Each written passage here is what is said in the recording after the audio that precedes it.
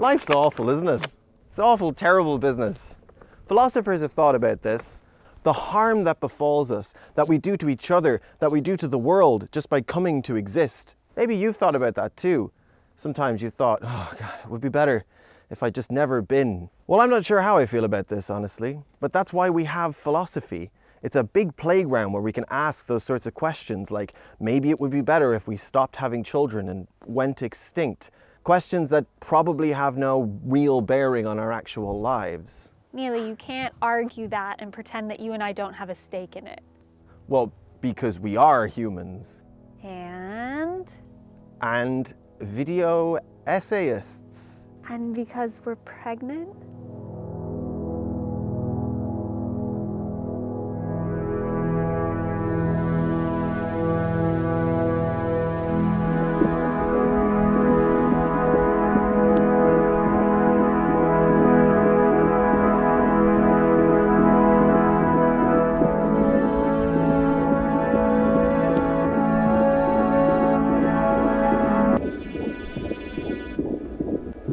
Our first question for you, and I'm so sorry, but our first question for you is, should people exist? Should people exist? Should people exist? Should people exist? Should people exist? Yes. Yes. Yes, I'm comfortable with the logic of people existing. I can't even find the words for how much I approve of existence. Should people exist? I don't know if I have a definitive yes or no. Should people exist? I think that in a selfish, personal way, I think people should exist. Having brought 3 people, or assisted in the production of 3 individuals into the world. And if anyone were to ask if I have the modicum of regret over that decision, I would answer with a resounding no. Should people exist? Yeah.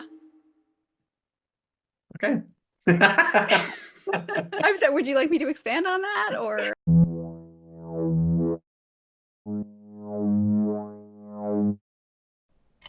I have wanted kids since I was a kid. Since well before I knew what it would entail.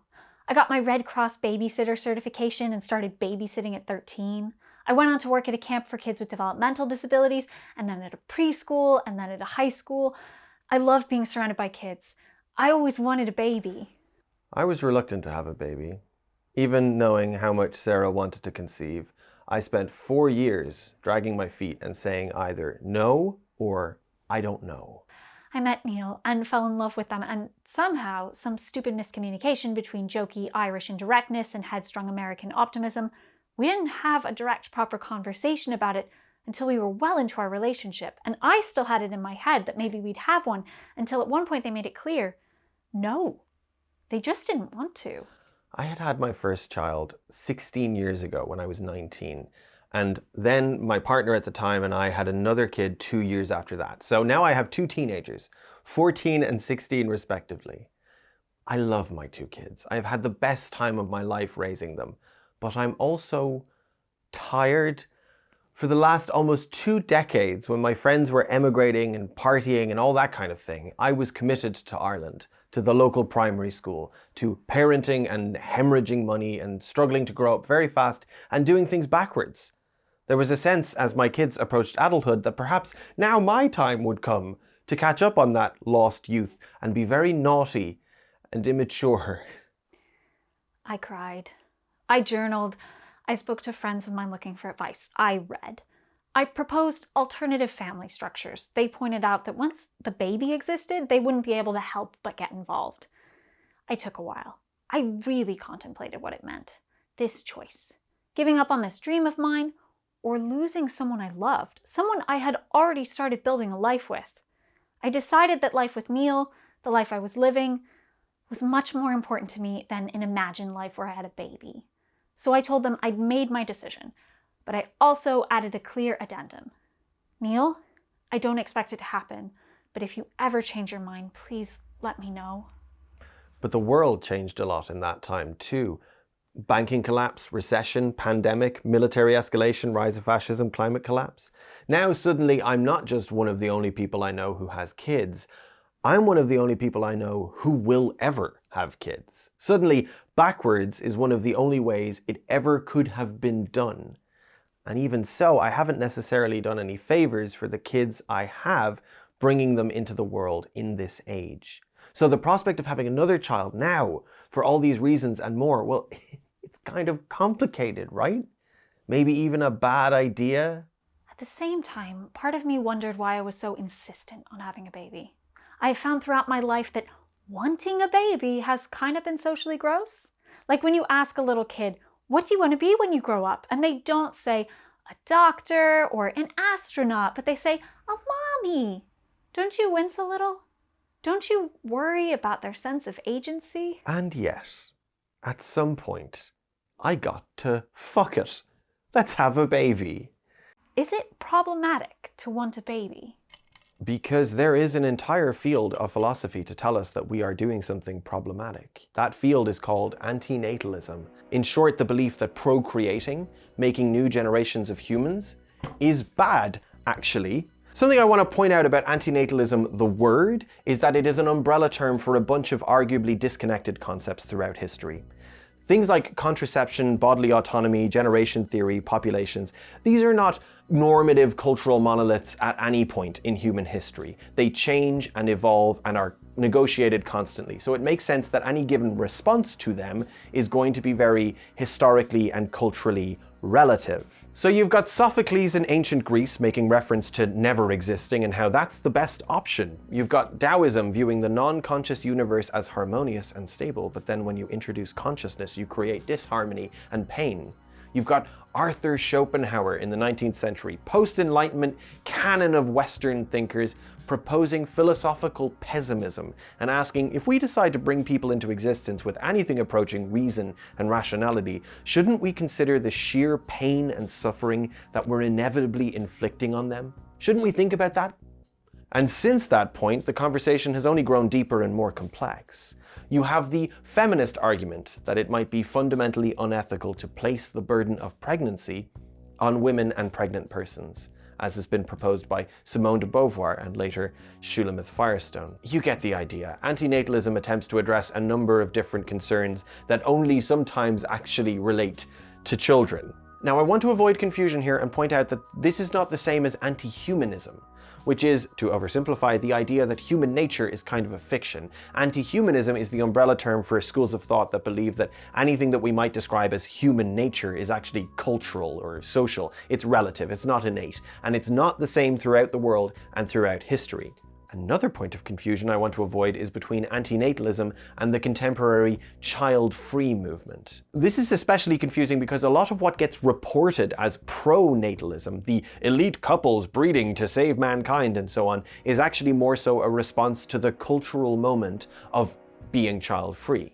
And now I have to explain child-free. Isn't this fun? All the terms. Child-free is a term that gained some popularity with feminists in the 1970s, but much more recently its usage skyrocketed. The Google Ngram looks like this, and it's used as a self-identifying term for people who choose not to have children. The term was chosen specifically to differentiate from childless, which implies a lack, a term laced with faux pity and disproportionately used to shame women. Child-free liberates people from the social obligation to have children in order to be living a good, meaningful life. When it comes to bodily autonomy and procreation and gender roles, it turns out there are lots of different opinions, and the different things are different to each other. It should be pretty clear that there is not a true either-or between pronatalism on the one side and antinatalism on the other. Pronatalism is the proposition that you must have children, and antinatalism is the proposition that you must not have children. And in the meantime, and in the space in between, people exist in this ambiguity, where they just have children and by accident, because they want to, or because at least one of them wants to, or because someone has to inherit the wheat farm. And equally, in this ambiguity, some people do not have children just cause, or because they don't want to, or because they can't afford to, or because fuck the wheat farm, I'm trans-masked now and I'm becoming a communist. Dad. We do not necessarily live in a pro-natalist era. in terms of natalism, we live in a what the fuck is going on era. So if someone were to present an argument to your average contemporary screaming person in the melting imperial West that was anti-natalist in absolute terms, outside of economic, ecological, or even gestational concerns, then that argument would have to be that it is morally problematic to bring someone into existence in itself, because coming to exist is bad. So how do we demonstrate that? I mean, how can we prove that? Well, let me introduce you to David Benatar. So I have a good life. I love sleeping in. I love that I can go to the pub whenever.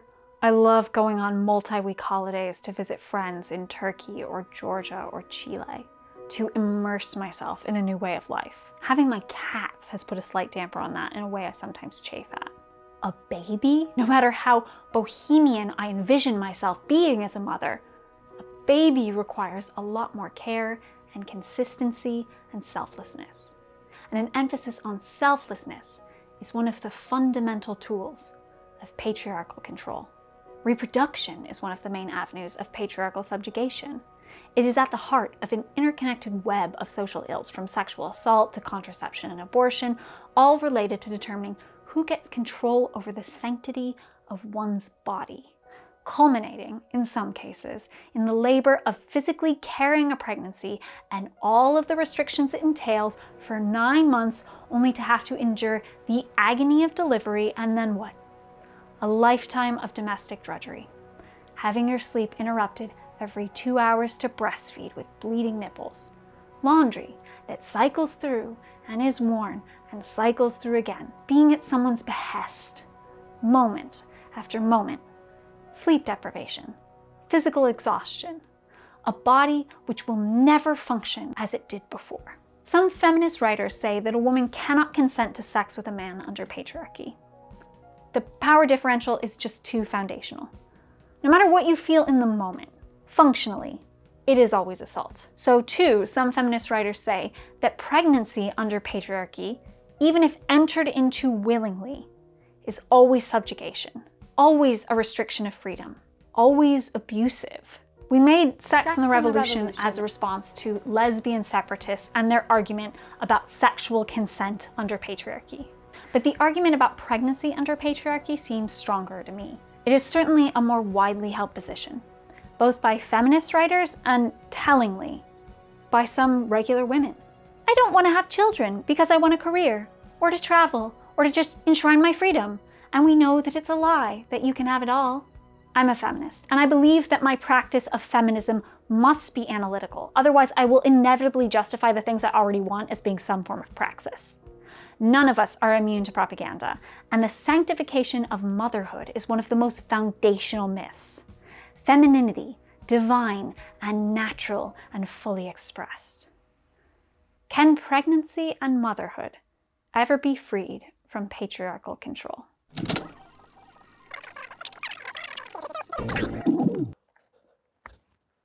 So this guy is a professor of philosophy and director of the Bioethics Center at the University of Cape Town. He's a legit academic and thinker, and while his ideas might be a bit fringe, a bit controversial, in fact, he's actually on the editorial board of the Journal of Controversial Ideas, nevertheless, his work has broken into the mainstream and impacted people.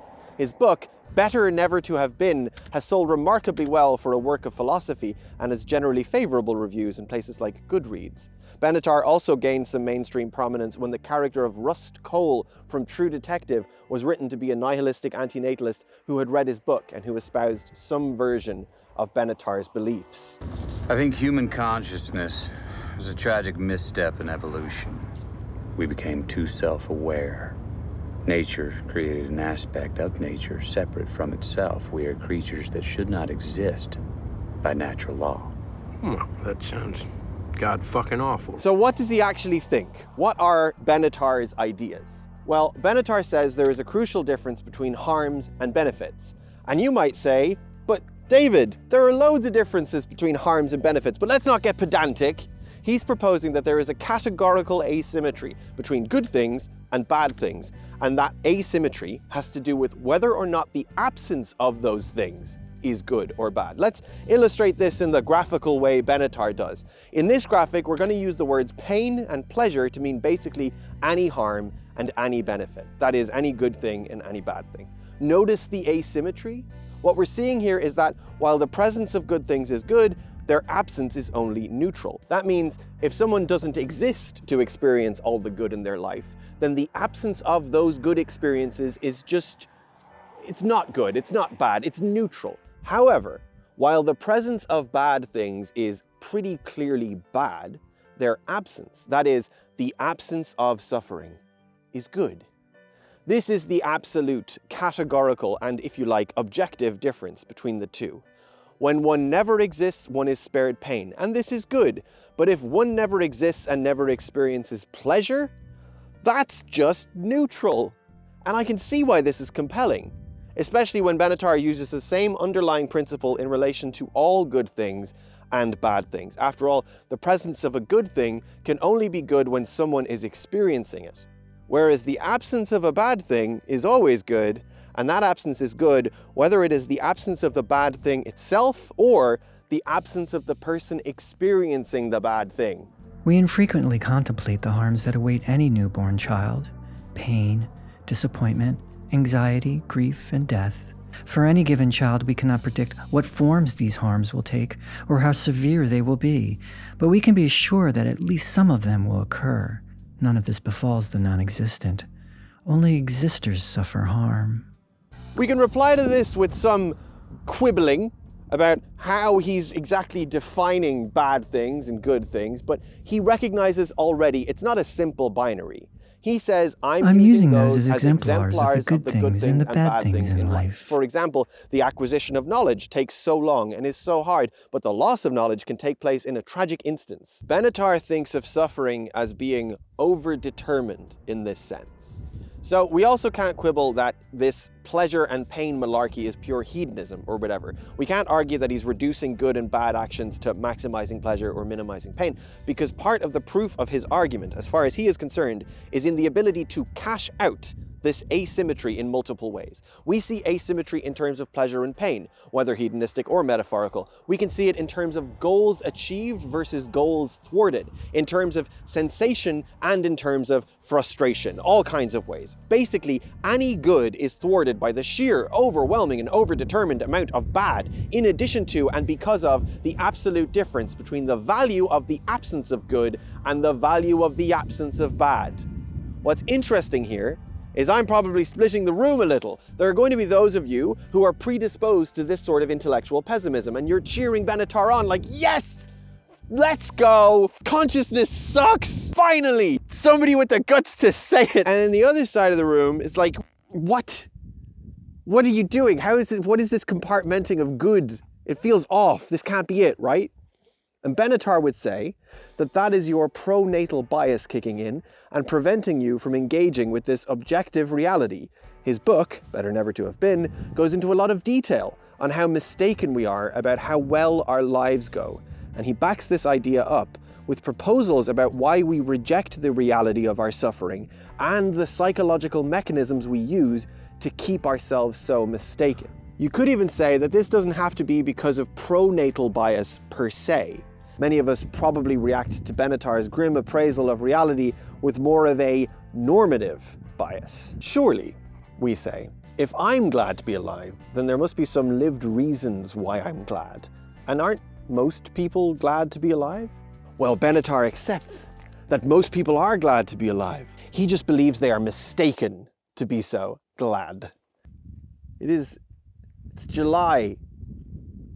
He believes that the overdetermined list of modes of suffering, from hunger to loneliness to anxiety to the horrible traumatic things we do to one another individually and systemically, all of it remains true, but disguised by a sort of illusory theater of joy. And our reports of how glad we are to be alive is a measure of this theater and not of the real. One of the proofs he uses to show this illusion is the Pollyanna principle.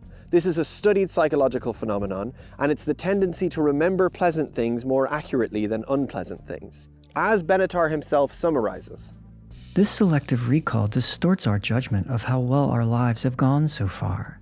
It is not only assessments of our past that are biased, but also our projections or expectations about the future. We tend to have an exaggerated view of how good things will be. This is a pretty accurate representation of the principle for lay folk such as us, and Benatar does cite a great deal of sources variously trading in this idea. He also highlights two other psych phenomena. First, habituation, which is the human tendency to get used to changes, so to speak. Benatar reckons this keeps us from contending with just how bad our lives can get. As he says himself, when a person's objective well-being takes a turn for the worse, there is, at first, a significant subjective dissatisfaction. However, there is a tendency then to adapt to the new situation and to adjust one's expectations accordingly. And then there's comparison, which is our tendency to compare our lives to one another's. This would necessarily blind us to all of the modes of horrible suffering that we all share in common. It is not so much how well one's life goes as how well it goes in comparison with others that determines one's judgment about how well one's life is going. So from the perspective of the philosophy of ethics, we can try to determine, first of all, where all this suffering and misery is coming from, and we find we have a problem. All these unreliable narrators and unreliable modes of interrogation, all these normative, or pronatal, if you like, biases keeping us doing the same things we've always been doing and holding us back from a basic but objective determination.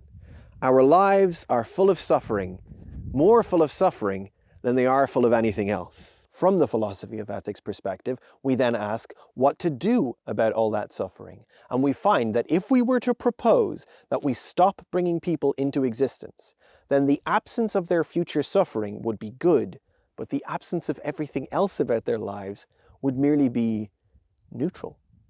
So therefore, it really would be better to not bring more people into existence. In fact, it's morally problematic to introduce more characters into this theater of illusion draped over an abattoir of pain. Shit! That can't be right, can it? Well, I didn't want to just regurgitate the same pronatal, vapidly cheerful and circular arguments that Benatar dedicated so much time to preempting and shaming, so I actually read the fucking book. And I engaged in a bunch of Benatar's other works and listened to interviews. I even listened to him debating Jordan Peterson. And I took notes. You're making an arithmetical argument as far as I can tell. The point about additivity is... That's suffering. I thought about things. I thought about existence and non-existence. I tried to think about why I am glad to exist. I reread The Ethics of Ambiguity and parts of Gödel Escher Bach. I grew my beard very long. I went with Sarah to Inishmore, an island exposed to the crashing and merciless Atlantic, and I thought about things some more. I don't really like David Benatar. And meanwhile, Sarah was growing an actual person. A person whose heartbeat we were invited to listen to every 3 weeks or so. A person whose future was as uncertain as futures have ever been. A person whose future suffering was being so emphasized to me, and yet whose future complexity, joy, and relationships to things felt so delightfully ambiguous. There was a fun kind of madness to all of this, that no matter what way it was all proved or disproved, that still life itself was gestating in that tummy. And it would manifest meaning outside of the intellectual power of both Benatar and I, no matter how much either of us kicked and screamed and was sure about things. It felt like a kind of magic. It felt like I was doing battle with the cold, clinical academic man, while I had this gentle approach of spells and thoughts and radical love for the world, you know? The first thing I want to ask, actually, and this is genuinely, I'm curious about this, is did you always see yourself becoming a parent? No, definitely not. Not like, probably not until Roisin, my first, was like maybe 6 months old. Then I saw myself as a parent. Like, oh, yeah, okay. There are so few like woman creators in this space with children that it's scary to me. And like some of the only ones that I know of like make like parenthood content. Right. And so it's like, is that all I'm gonna do? Like, can I do this and still have kids? And yeah, I pretty much stopped uploading content right after Roisin was born. or it was a pretty steep decline in content not appearing. But I'd kind of planned that was going to happen anyway. Obviously, it's so difficult. It's so bloody difficult to work at home. And if you have a very young child, probably like your infant in those first early months, it's virtually impossible. I honestly don't know how people go straight back into uploading onto YouTube when their kids are so young, unless they have nannies and all that kind of stuff, which we didn't have. And you're so tired, and you just become a different person. Like it's such a transformation. I know it's cliched, but it's true. Like you're like forged in this fire of poop and no sleep and pain and leaky boobs, and it's just like this horrible 6 months. Sorry, Sarah. It's pretty horrible. It's lovely. It's great. Can pregnancy be separated from patriarchal subjugation? I think to answer that, part of what we first need to do is examine how pregnancy looks now under patriarchy. And as a case study, we'll use me, because did I mention I'm pregnant? It's actually so cool. I'm feeling kicks and everything. But in being pregnant, I'm suddenly in a slightly different category of person, very impacted by gender and feeling gender roles from all directions. The medical establishment, certainly, but also from other women who are seducing me with messages of empowerment, which under the surface are premised on gender essentialism. Take divine femininity, the spiritual idea of an inner goddess who exemplifies intuition over logic, nurturing over self-sufficiency, herbal teas over medication. I can understand why this is appealing to pregnant people, especially those trying to reclaim femininity in response to misogyny. But I just see it as supportive of patriarchy, reifying gender essentialism with empowering language. It bifurcates our emotional landscape into a divine femininity and its counterpart, divine masculinity, a framework which happens to match the same patriarchal ideas about women that the red pill goes on about. In my experience, this thinking leads to the same claustrophobic narrative that Friedan described years ago in The Feminine Mystique. Over and over, women heard in voices of tradition and Freudian sophistication that they could desire no greater destiny than to glory in their own femininity. And this doesn't mean I don't like femininity. I do. I see myself as a feminine person. I would wear a flowy dress every single day if the Irish weather ever allowed it.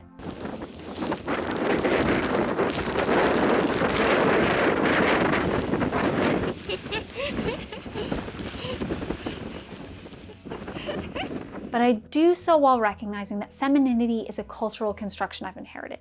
And while it fits right for me, it's no more sacred than any other aspect of culture. And it can change the same way my accent has as I've moved around the world. But frankly, I don't have to engage with divine femininity much in my daily life. My TikTok algorithm has me figured out. It gives me videos of rescue cats and people eating vegan street food in Southeast Asia. It doesn't give me videos of people drinking raw milk while spouting woo-woo goddess stuff. I didn't have much of a desire to be pregnant. I had a desire to have a baby. The actual business of being pregnant I regarded more with curiosity and a desire to be prepared. So I did what I thought I should do to prepare for pregnancy. I made a doctor's appointment for myself and Neil to ask them what we should do. So Neil and I march into the doctor's office and say we're going to conceive. The doctor asks us if we know the basics of how conception works physically. We say that we do. The doctor asks if I'm taking folic acid supplements. I say that I am. I also say that Neil is taking them because I read a study about how folic acid deficiency can impact sperm. The doctor interrupts me. Oh gosh, don't read. He laughs. You'll go crazy if you read. I like being a good patient, so I quietly say, okay. He tells me we're all set, herds us out. The appointment cost €70 and took all of 5 minutes. I didn't get my vitamin levels checked. I didn't get any sort of pelvic exam. To be honest, I still don't know what checks I really needed. I had assumed the doctor would have a checklist he'd be going down, and maybe he did. But as someone who has studied epidemiology and has worked in hospital research, I wanted a bit more engagement. So I ignored the doctor's single piece of advice and I got on Google Scholar, and I read a wide variety of scientific papers. I stopped taking my ADHD medication, and I reviewed the signs of perinatal depression. I started taking folic acid supplements 3 months before we intended to conceive, and I stopped drinking. I sheepishly forwarded articles to Neil about how they should avoid consuming alcohol or taking hot baths. The peer-reviewed literature on conception seems robust and interesting, and I felt as prepared as one can possibly feel. But then I got pregnant, and I noticed something. I suddenly had more trouble getting answers to my queries. Take, for example, herbal tea. When I searched for herbal tea in pregnancy, I couldn't find any meta-analyses, which makes sense because I couldn't find any clinical or cohort studies, which makes sense because there's a higher burden of safety for testing on pregnant people, a justification which means that pregnant people are left out of most clinical trials and cohort studies. But I thought I'd find case control studies, and I couldn't find many of those either. Maybe because only 2% of medical research funding is spent on female reproductive health or pregnancy. So I found case reports, scattered ones, and a few short literature reviews summarizing them. Red raspberry leaf turns out to be one of the most commonly used teas during pregnancy. In some parts of the world, studies indicate that 58% of people consume it during pregnancy, likely because it's frequently recommended by midwives and doulas. A literature review identified 12 studies on it, and only 3 of those studies looked at humans. The results of the review are contradictory and inconclusive. The review points out that there's no justification for the claim in some pregnancy literature to avoid red raspberry leaf, but there's also no justification for encouraging it or even calling it safe. As the review states, all healthcare personnel are supposed to work according to the evidence base, but the evidence for safety and efficacy of raspberry leaf tea in pregnancy is weak. The fact that the product has been in traditional use for decades does not constitute evidence and is not considered a sufficient guarantee for safety or efficacy either. I just picked red raspberry leaf arbitrarily. I found this same problem over and over with every tea I tried. Rooibos, that's my favorite. There's a case study that found premature constriction of the ductus arteriosus in an infant whose mother drank it daily while pregnant. Case studies are the most preliminary type of science. I wouldn't normally base my actions off of a case study. I found one animal study of pregnant rats which showed that consumption of rooibos at the end of pregnancy may have helped repair maternal mineral bone density as it rebuilds after birth, which is interesting, but sort of neither here nor there. And that's all I found. There wasn't anything else. I may have missed things. I didn't do a systematic review. But the thing that I find disturbing is that if I leave Google Scholar and go over to regular Google and put in rooibos tea pregnancy, I'm not staring at an empty page. The top results is Parents Magazine, which says Rooibos tea is a top pick for pregnant people. It's full of antioxidants and is naturally free from caffeine. Healthwire.pk says Rooibos is a herbal tea that is completely safe for consumption during pregnancy and offers many benefits. Healthline says Rooibos tea is considered a pregnancy-safe herbal tea and a caffeine-free alternative to coffee, green tea, and black tea. And I normally don't look at websites like healthwire.pk, but I imagine that a lot of people do. I imagine that even more people would trust Parents Magazine, especially if it says with such authority that rooibos tea is good for pregnant people, a question which, as far as I can tell, has not been studied at all. In being pregnant and trying to find information on how to stay healthy, I have run into variations of this problem. The question I'm trying to answer hasn't been studied, but supposedly reputable sources make claims as if it has, like with red raspberry leaf or rooibos tea, or it has been studied. But the scientific literature differs wildly from the lay literature. A good example here is caffeine, which most mainstream trustworthy lay sources, websites such as the NHS and the HSE, say is safe if limited to 200 milligrams a day, or roughly 2 cups of coffee. But there are multiple systematic reviews and meta-analyses which make me nervous about this claim. A 2014 systematic review and meta-analysis on caffeine found that caffeine intake is associated with an increase in spontaneous abortion, stillbirth, low birth weight, and small fetal size. It stated there is no identifiable threshold below which the associations are not apparent. Or you could go more recent with a 2021 evidence synthesis published in the British Medical Journal, which examined 48 studies and meta-analyses, finding that caffeine consumption is reliably associated with negative pregnancy and birth outcomes. Its conclusion states, among both observational studies and meta-analyses, there are frequent reports of significant dose-response association suggestive of causation and frequent reports of no threshold of consumption below which associations are absent.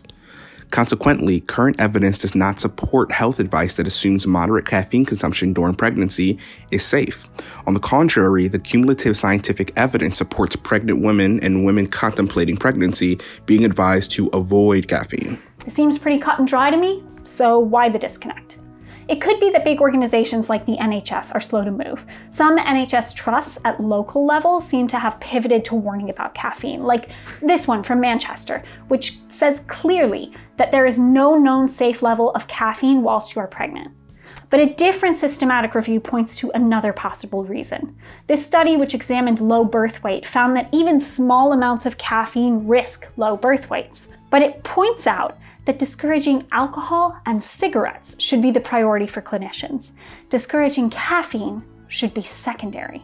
And I guess that is the sort of decision you have to make when you're communicating health information to a large population. There's a worry that if you overwhelm someone with too many restrictions, they'll get frustrated and they'll just ignore all of them. You'll go crazy if you read. And alcohol is so dangerous. Like, okay, all of us know someone, anecdotal, whose parents drank while pregnant, but if you dip your toes into the data, it's really bad. You absolutely can't drink while pregnant. No, not even in early pregnancy. No, not even at a special event. So it makes sense that discouraging alcohol should be the #1 priority, but I haven't found a study establishing that advising against caffeine consumption leads to any increased risk of alcohol consumption. And there's a real problem when lay people take "you should limit caffeine" to mean caffeine is totally healthy for pregnant people up to 200 milligrams a day, which is what websites like What to Expect While You're Expecting and the like frequently claim. This is why I was looking up herbal teas in the first place, by the way, because normally the thing that starts my day is a hot cup of Earl Grey with oat milk. I am deeply in love with tea, green tea, oolong tea, creamy matcha latte, Sindri Lapsang Souchong. But I have given up my 5 daily cups of Earl Grey with oat milk, and it has not made me likelier to drink alcohol or have a cheeky cigarette.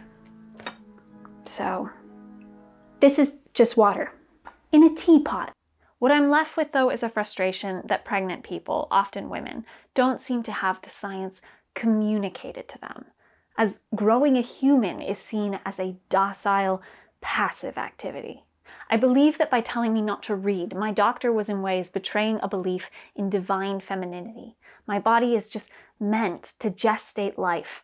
I do not need to think about it. I do not need to read. I do not need to second guess. I don't need to know things. I should just trust my intuition and my instincts. I'm sympathetic to the rhetoric that feminists should cast off the shame of their bodies by celebrating those physical aspects that have been socially stigmatized, including things like menstruation, breastfeeding, and childbirth. But we can all spot the danger in essentialist difference feminism, in tying femininity to specific bodily functions. As Cynthia Eller writes, the first thing one notices about the matriarchalist vision of femininity is how very familiar it is. Nurturance, relationality, embodiedness, and links to the earth and nature are hardly new connotations for femaleness. Surely it is reasonable to want to rehabilitate activities and values habitually defined as and denigrated as feminine, but to do so by keeping these activities and values affixed to women is problematic. For one thing, it is not as though this collection of gender stereotypes has never cast women in a positive light before. It is a staple of right-wing anti-feminist rhetoric to stress the nurturing, affiliative qualities of women, along with their undoubted ability to give birth and lactate. The valorization of motherhood as an ideal type separate from individual women's experiences of it is a tactic that has served patriarchal cultures very well. Even as women's childbearing and child-rearing activities have been named as the seat of a higher and purer morality, on the face of it, a very positive move, women have been bracketed off from historical processes, indeed from the entire project of culture. Romantics have hailed woman as the avatar of nature for centuries now, as a being that could rescue us all from the artificiality of civilization. but such views have typically left women firmly in their traditional places, not significantly disrupting the public patriarchal world or its policies. I'm a she, her, cis woman getting angry at this gendering. I cannot imagine what pregnant men feel. There is no escaping of gendering in the pregnancy literature. Every app and website refers to me as a woman and often to my partner as my husband. The normative social policing is extraordinarily othering, leaving out single pregnant people, pregnant men, unmarried pregnant people, and queer pregnant people, including me, someone who has never had a husband. And it assumes my identity as mother will be forged through the fires of childbirth, completely ignoring the fact that I've played the role for years as a stepmother. Further, when we bracket off womanhood into those who have birthed and those who have not, we're not just leaving a lot of women out, but we're implying that female bodies have an innate mysticism around them, which contributes to the medical neglect that AFAB people experience when we try to access information or medicine. Each time I seek an answer to a question and see, relax, your body was meant to do this, I think of the 287,000 people who die in childbirth each year and the implication that the fault lies with them and their somehow dysfunctional bodies, rather than with lack of access to medical research or care. And death isn't the only bad outcome, pain is as well. Labor can be painful, and while we frequently see a discourse about the bias in medicine, which means that painful gynecological procedures like fitting an IUD are often done unmedicated, many pregnant people are understandably wary about pain relief during labor. Pain during labor is entangled with ideas about race and class, with so many of the early advances in USAnian gynecology coming from cruel experiments on enslaved women, who were thought of as experiencing less pain than their white counterparts. Early medical textbooks noted that childbirth pain was a natural function, so it ought not to be interfered with, and that to provide anesthesia was akin to promoting drunkenness, an immoral act. Pain, suffering even, was valorized. The pain of childbirth was itself seen as necessary, the first lesson in being a mother. As the obstetrician Grantley Dick Reed wrote, "Childbirth is nature's first hard lesson in the two greatest assets of good motherhood. Children will always mean hard work and self-control. Tell her the truth. Motherhood is not fun. It's not a hobby." Grantley Dick Reed. I'll Grantley Dick Reed him to shit. I called him an obstetrician just there because most literature calls him that, but in actuality he wasn't.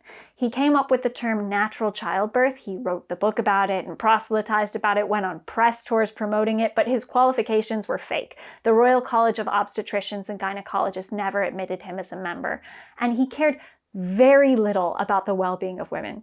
He saw them as factories and believed their truest function, their highest calling, was in having as many babies as possible. White English babies. Dick Reed chose this field out of a commitment to eugenics, to encourage population growth in white people. And I'm going on about him because after writing this, I registered for my antenatal classes, and guess whose racist, untested theories were prominently featured?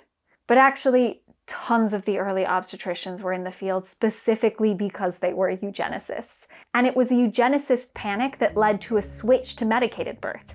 Eugenicists believed their own lie, that people of color have higher pain tolerances, and soon they began worrying that the pain of childbirth would lead white women to be outbred. Colonial propaganda claimed that indigenous people labored alone, quickly and painlessly, before coming home and settling immediately back to their general duties. With that story in mind and the anxiety about being outbred, white supremacists scrambled to encourage white women to give birth. So we got twilight sleep. Have you heard of this? It was a miracle drug at the time. Women were told they'd go to the hospital, lay down, go to sleep, coming to with their baby in their arms, having skipped the entirety of the painful birthing process. But in reality, the drug did not do much to actually alleviate the pain of labor, but it induced amnesia, so that the birthing person would be unable to recall their pain. Thus, proponents hoped it would encourage rich and white women to have more children. Twilight sleep did not adequately treat pain, but it did make labor last longer and often triggered a violent delirium, necessitating the birthing person be tied down by canvas restraints, and the amnesia didn't always work or was patchy, resulting in a terrifying ordeal of being restrained, confused, and in agonizing pain. The medical field could have responded to the backlash to twilight sleep by providing adequate pain relief during pregnancy. Instead, we got Fernand Lamaze, who followed on from Grant Lee Dick Reed and opposed any pain relief during labor. He argued that pain relief should be generated by the mind of the person in labor, a mind which could alleviate pain itself if it were properly trained. And like Dick Reed, he opposed any empirical scientific testing of his theories. He was a pretty ardent anti-feminist and believed that the more educated and inquisitive a patient, the less well she'd do in her natural duty of giving birth. Don't read, you'll go crazy if you read. And if a woman felt pain, Lamaze thought it was because she was questioning the system and not trying hard enough. Predictably. This created a whole generation of guilty women who blamed themselves if they felt pain during childbirth. Blamed themselves for not being natural, intuitive mothers, for not having prepared very well. So we see that while a woman does not have true autonomy when giving birth, whether she chooses pain relief or not, she is also held accountable for whatever happens to her during pregnancy and childbirth, and for even whether she feels pain or not. Responsibility sans choice. Responsibility sans choice. The Irish health system feels a bit like a conveyor belt. Once I got past the first trimester, where I was largely on my own, I had my booking appointment, where they asked me exhaustive questions about my history and took all kinds of various samples. And when I asked what I was being tested for, the answer came back, pretty much everything. But I was cautioned that I would only hear back from them if the results were bad.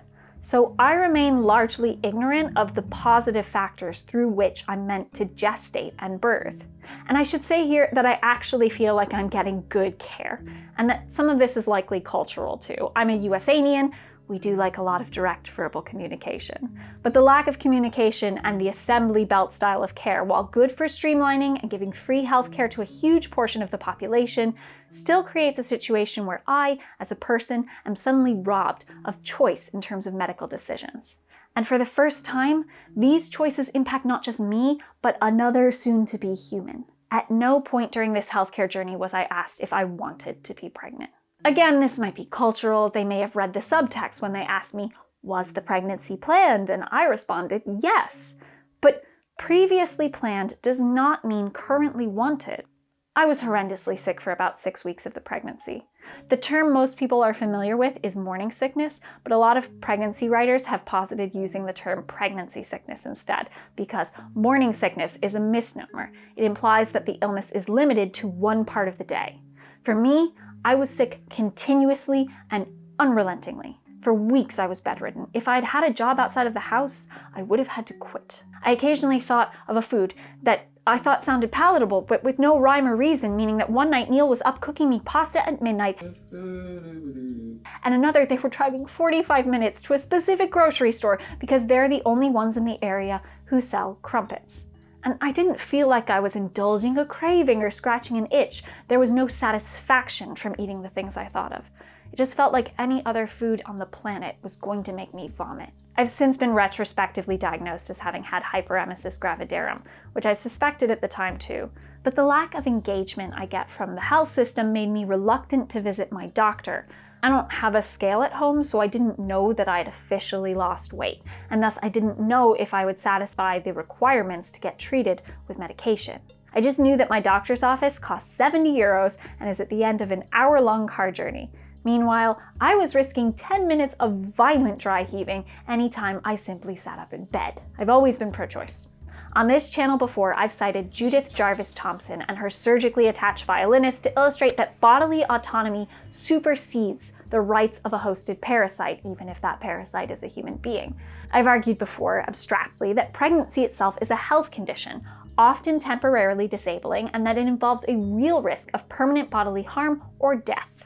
And with all the metaphors about women being earth goddesses, bringing forth sacred life, it's rude to talk about the real risks which come with pregnancy. But when you look at the events most likely to cause someone to develop PTSD, birth is right up there. Birth can be scary. Pregnancy can kill.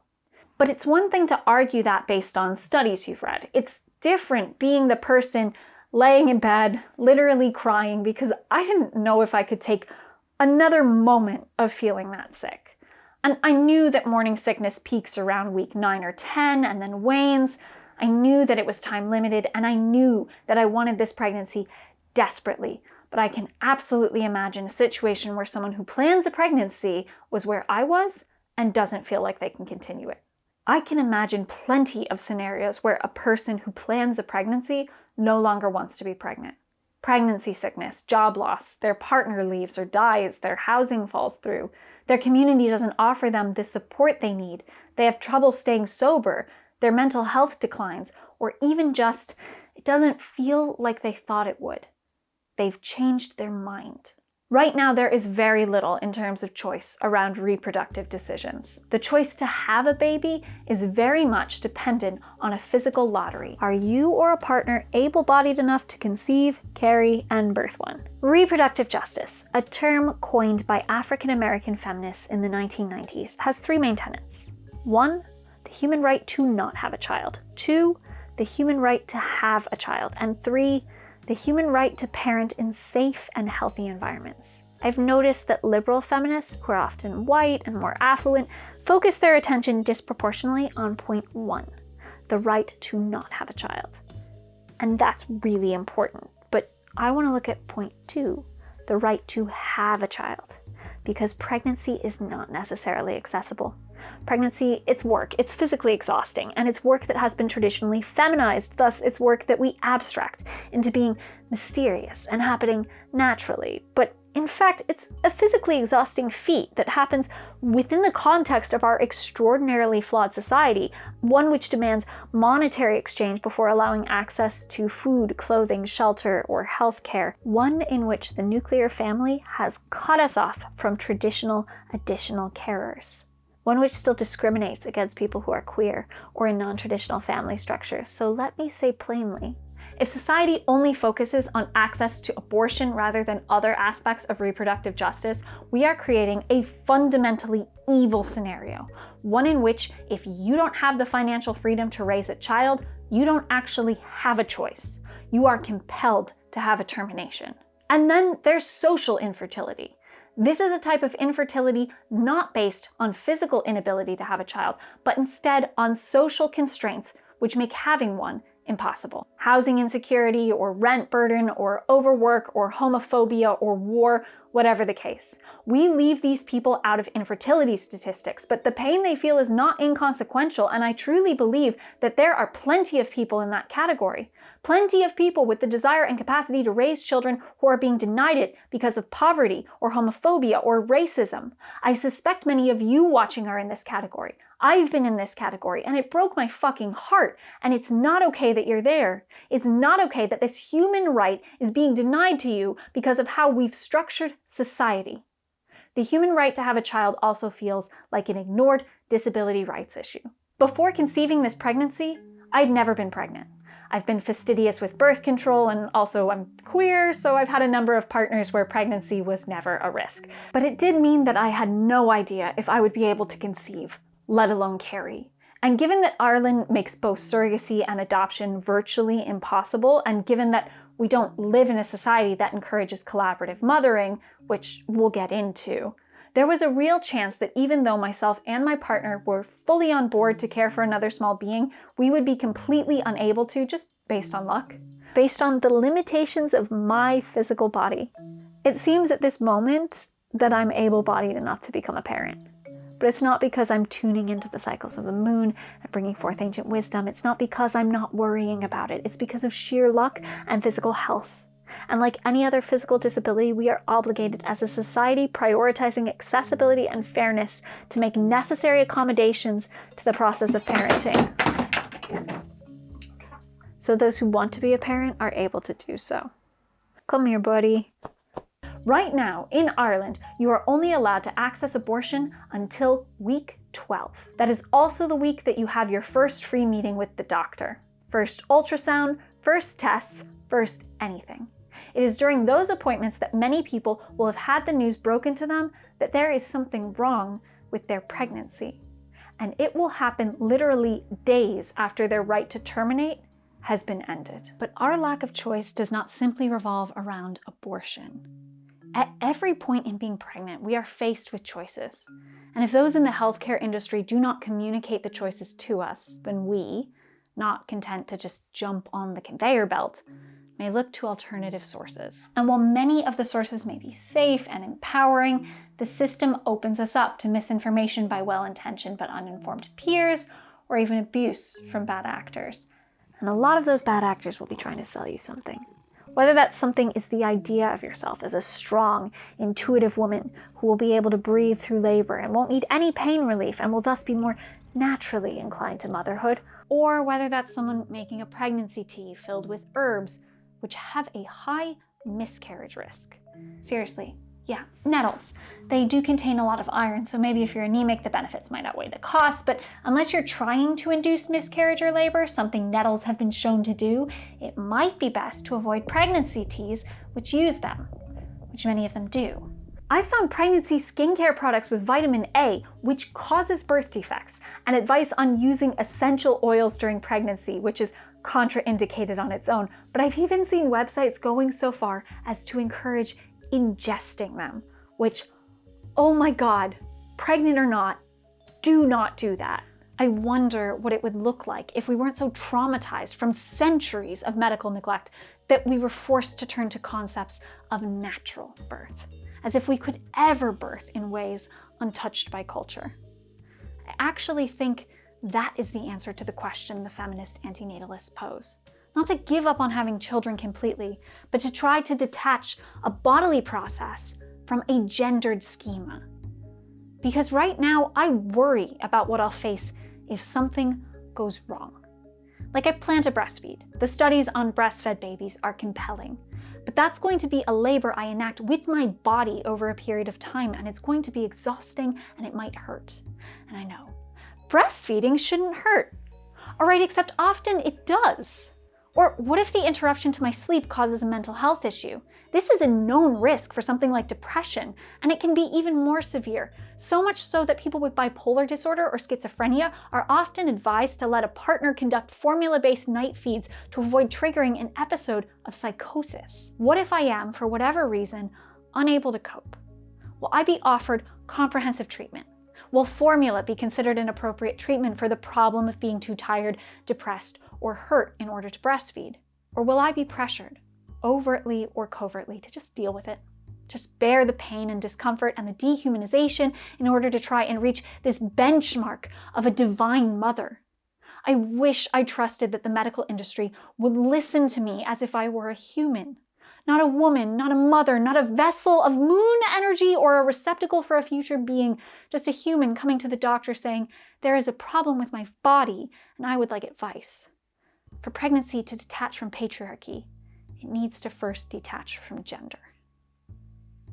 And so, like, I've always liked the idea of children, but I think for me, the biggest barrier has been, carrying the children, like the actual, physical, there is, a body horror element to it that is, hard to get past, I think. The argument with antinatalism stuff that really blows my mind is well, you can't ask for consent. And to me, I'm like, well, that's hilarious because that person doesn't exist. You can't, that's a tautology, man. You can't do that. It is fair to exist and be like, I didn't ask for this. That's a profound thing to feel. I didn't ask for this, and I'm also afraid to die. That's tough. That's humanity.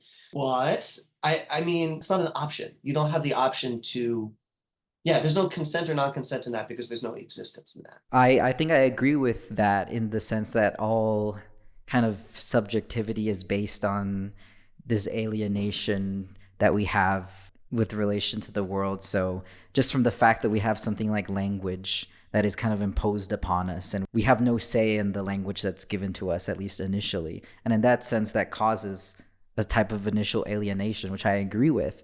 But I think that the search for that closing of the alienation, or the search for a fulfillment that we can never find, I don't think that's necessarily bad or good. That's just kind of the human condition, if you could say that there is one, that kind of manifests in the social world as we connect with other people over that alienation. I think I find that to be a personally beautiful thing. And I don't see why that it has to be inherently a negative thing, or why suffering has to be inherently negative. The suffering would imply that there's also joy and that there's also something to reach for. And so for me, that's one of the good the things I like about human existence.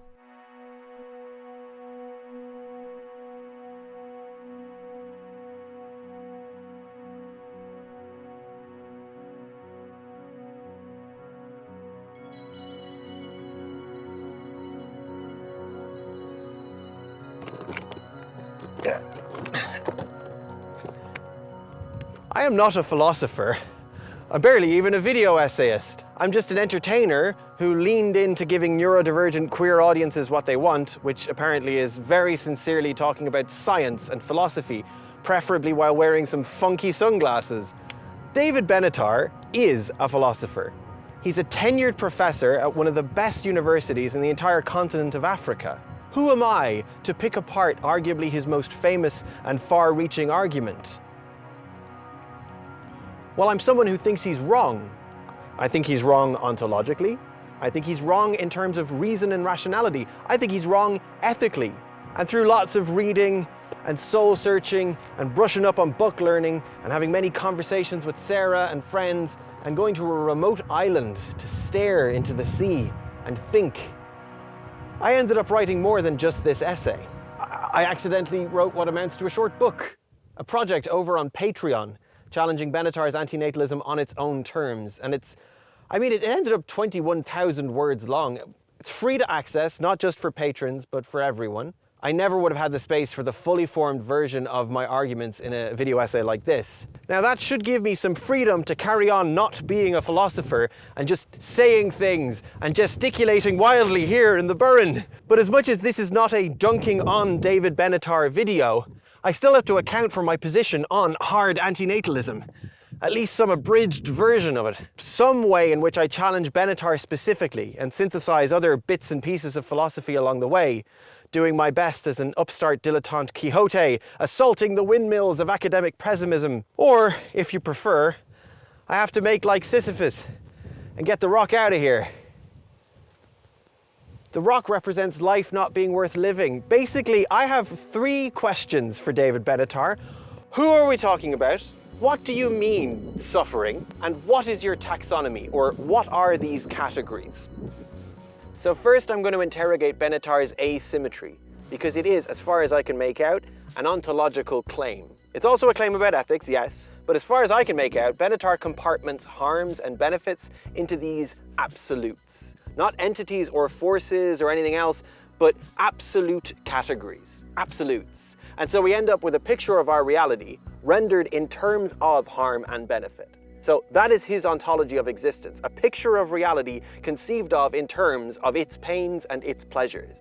To exist as a conscious being is to be exposed to this reality composed of harm and benefit, in which there is an overdetermined abundance of the harm category. To not exist is to be spared the overdetermined harm category. It is morally good that people be spared that suffering, but only morally neutral that they consequently miss out on everything else. Okay, so first question, just a quick question. Who benefits from not existing specifically? This is the first question I pinned, and it's an ontological question. It's a question about things that exist in reality and the nature of them. Who specifically are we talking about? A person who doesn't exist? Asking that question, presenting this objection, could be what they call in philosophy an empty reference or a non-referent problem. It comes up a lot in challenges to Benatar's position and in any philosophy with regard to future persons, who, of course, do not yet exist. Benatar has an answer to this problem. He says he's making reference to existent people who do experience pain and would not experience that pain if they didn't exist. A generous way to look at this is that all the people who already exist provide the a posteriori evidence for the guaranteed pain of future persons. He admits that clearly, Axiom 3 does not entail the absurd literal claim that there is some actual person for whom the absent pain is good. When we say, but no one benefits, the antinatalist replies, we are not trying to confer a benefit, we are trying to prevent a harm. So we can't even talk about who benefits in an ontologically satisfactory way, but that's because me and the other cheerful types, we're not getting it. We're stuck on thinking in terms of benefits. We're the ones who are stuck thinking in reference to people who already exist. So we end up loading this unnecessary burden onto the concept of a harm. That is, that there must be someone to be harmed or not. Antinatalists say the tenet that preventing that harm by means of preventing the person from existing still holds, because the harm itself is still prevented. Benatar is sure that this is the accurate way to think about harm. Drawing on the work of Joel Feinberg, he makes the argument that this comparison with an actual state of non-existence is in fact unnecessary. Joel Feinberg offers a different response to the argument that coming into existence can never be a harm. Instead of denying that to harm is to make somebody worse off, he disputes the assumption that to be worse off in a particular condition, it must be the case that one would have existed in an alternative condition with which it is compared. What we mean when we say that somebody would have been better off not having come into existence is that non-existence would have been preferable. He throws out this idea that there has to be a comparison for something to be better. And as far as I can get my head around, this rests on whether or not it is profoundly harmful. Let's say truly overdetermined in its abundance of suffering, or hits a peak of suffering of such magnitude that there can be no justification for that suffering for anyone that exists. So in terms of who are we talking about, well, it depends. If we're talking about harms, we're not talking about any person. If we're talking about benefits, we are, because the categorical difference, as Benatar himself says. It is not the case that people are valuable because they add extra happiness. Instead, extra happiness is valuable because it is good for people, because it makes people's lives go better. To think otherwise is to think that people are mere means to the production of happiness, or, to use another famous image, it is to treat persons as mere vessels of happiness. But unlike a mere vessel, which is indifferent to how much of a valued substance it contains, a person cares about how much happiness he has. You can see by this that when the argument is made that good things exist, Benatar is straight in there with only if there's someone to benefit from them. In his debate with Jordan Peterson, which, did I mention I had to listen to that? Professor Pete's Steakadoo makes an appeal to love. He points out that in loving, we actively demonstrate that we find it better to be, and we find it better that someone else is in spite of all faults and suffering. But Benatar replies that this is a confusion between cessation of existence of an existing person and never existing. We only love those who exist, and the kindest act to any potential person who might exist is to not bring them into existence. Are we seeing the circularity of the argument yet? He says quite directly, but I think it's indecent to suggest you would bring into existence a being that would then have to face these challenges when there's absolutely no reason from that being's point of view why you should bring it into existence in the first place. But when the argument is made that bad things also don't exist unless there is someone to be harmed by them, Benatar is like, no, because my asymmetry, quote, can say something about a counterfactual case in which a person who does actually exist never did exist. And you see this same categorical objection from supporters of Benatar. In as many words, we're not talking about a person who doesn't exist benefiting, we're talking about them not being harmed. As if the slider bar for harm/benefit in this ontology needs to occasionally become two slider bars, one labeled harm and the other labeled benefit. We could be generous here and say that language itself is failing us in some fundamental ways because we're talking about non-existence. How could we ever do that? It could be the case that the antinatalists are sort of accidentally invoking the non-existing person, not because they mean to or they have to, but if they were to use 6 sub-clauses and a bunch of passive objective statements, they could argue about the guaranteed liberation from suffering to which they are actually referring without a magical non-existent person benefiting. It's the absolute prevention of harm, and the antinatalists hold that this categorical difference between good things as things that only happen to people and bad things as things which are preventable by way of people not existing, that categorical difference exists before the asymmetry, and the asymmetry follows from it. But, well, if it wasn't already obvious, I'm a little dubious about that, because there seems to be a bit of antinatalism chasing its own antenatal tail here in terms of what they define harm as. And I mean, what they define harm as is less to do with the subjective nature of our experience of suffering, and that would be cultural, and all messy. It also doesn't seem to be some ontologically consistent definition, like when entropy makes what once was solid fall apart. I mean, Benatar says it himself. He uses pain and pleasure as placeholders for the good things and bad things in life, and then cashes them out according to his asymmetry, any old way he likes. And it seems to be that he's ultimately defining the good things as the things that happen to an exister subjectively and in an illusory way, and the bad things are, well, that's the things that would be preventable by way of non-existence. So the particular things that make the list of harms: hunger, thirst, bowel and bladder distension, tiredness, stress, thermal discomfort, head itch, allergies, headaches, frustration, irritation, colds, menstrual pains, hot flushes, nausea, hypoglycemia, seizures, guilt, shame, boredom, sadness, depression, loneliness, body image dissatisfaction, are cherry-picked in support of the categorical difference. Because remember, a list, especially a non-comprehensive list, is not a definition. Benatar does not define bad things, he lists them. And he definitely doesn't define good things, he kind of lists them.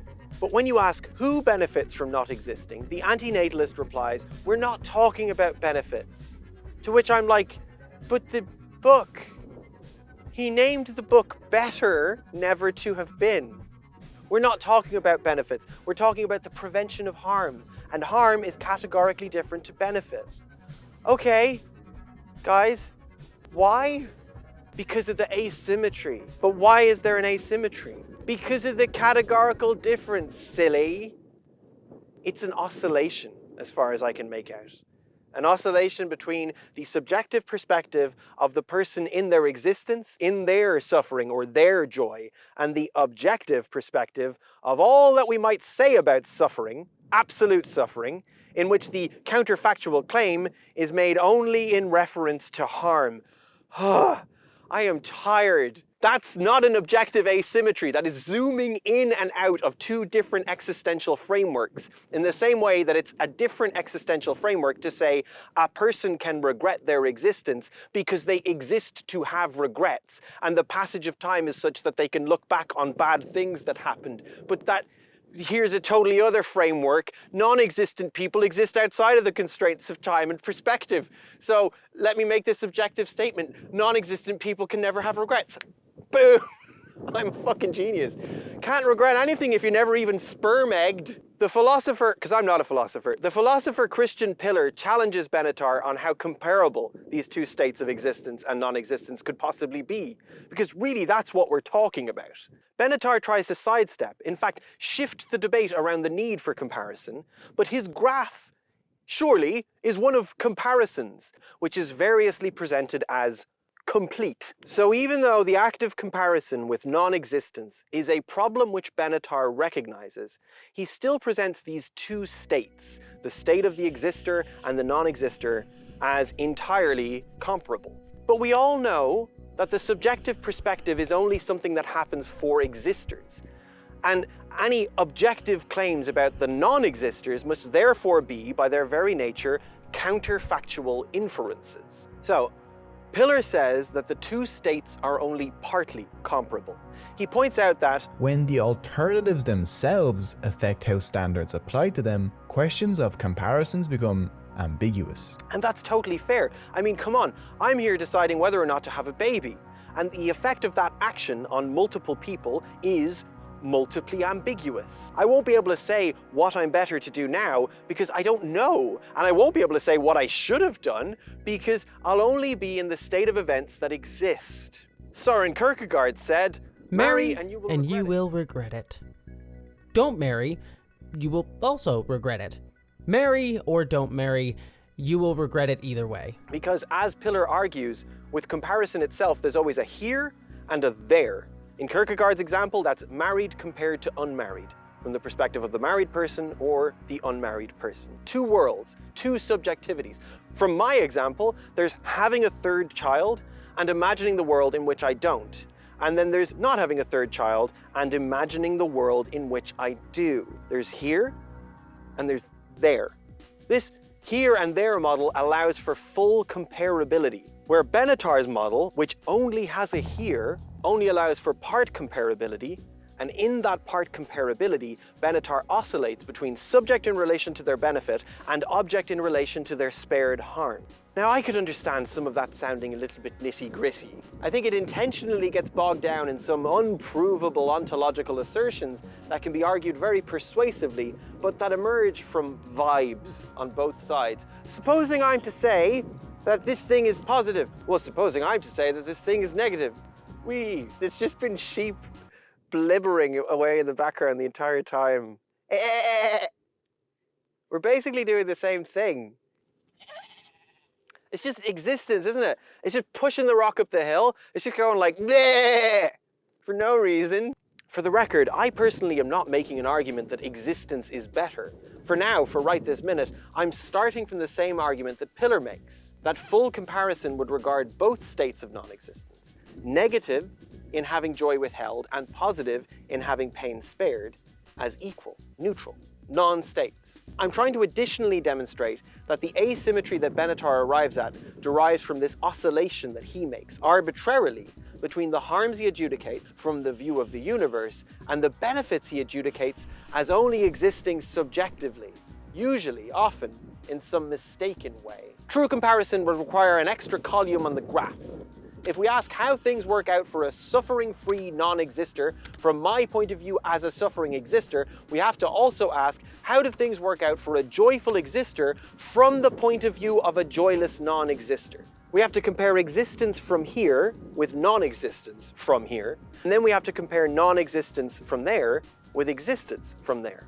Something which even Benatar himself lets slip from time to time. Absolutely no reason from that being's point of view why you should bring it into existence in the first place.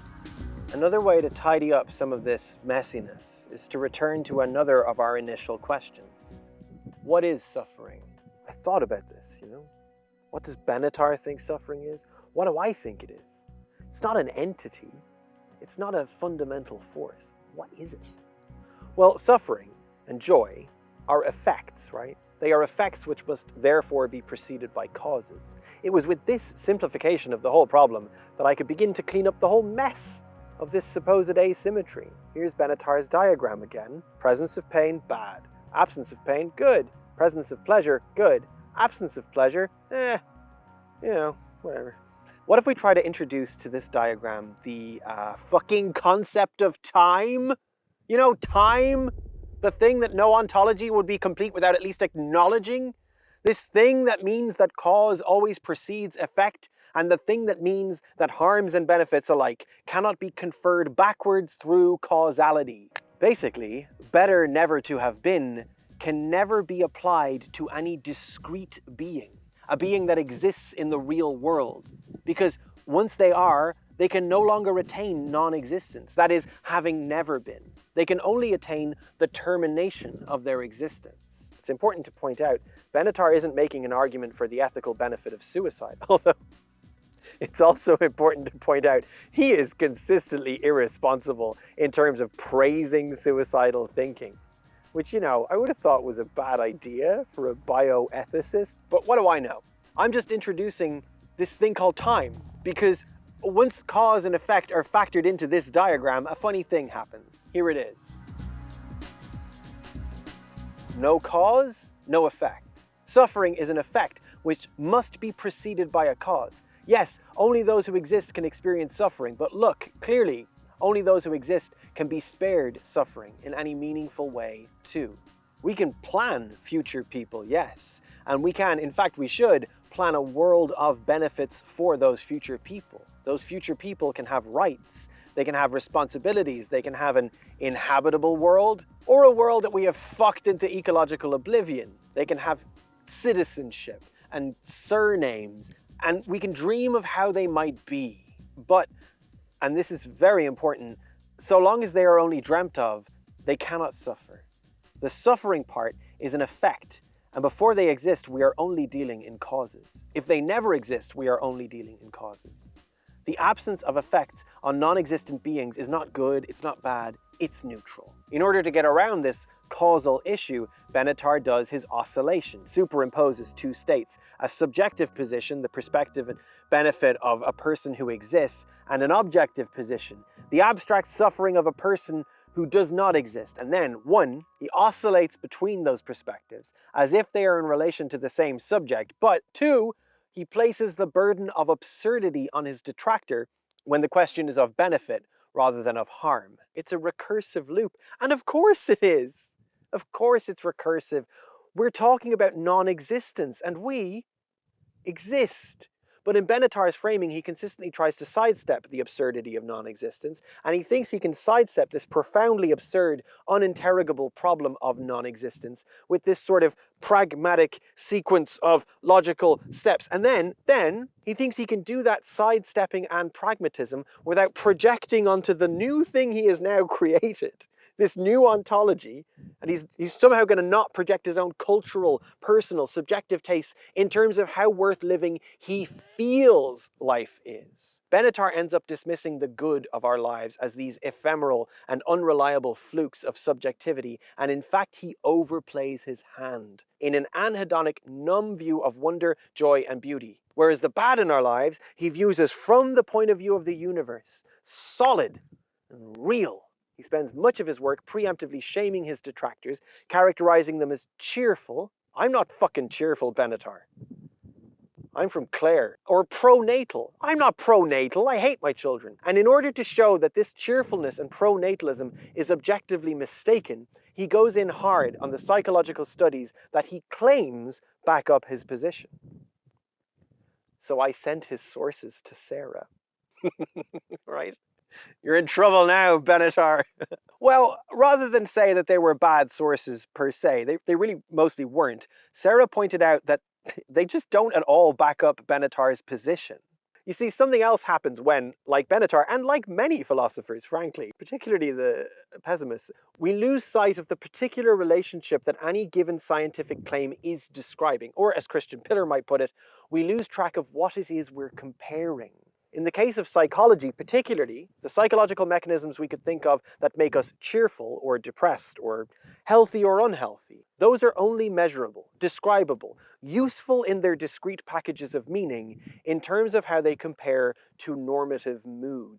They're not meaningful from the view of the universe, but only from the view of the average people we happen to have asked. And that's important because it makes a new empty reference problem for Benatar.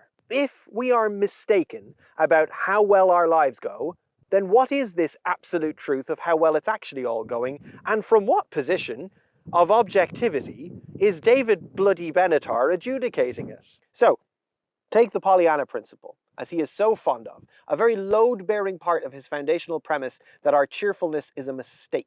He puts it as the tendency in humans to remember pleasant things more accurately than unpleasant things, and to have more optimistic expectations as a result. And that's not wrong, per se. However, citing the sources he does in order to support the idea that there is, in any way, a real mode of suffering operating in the background of our lives is definitely not an accurate representation of those original studies.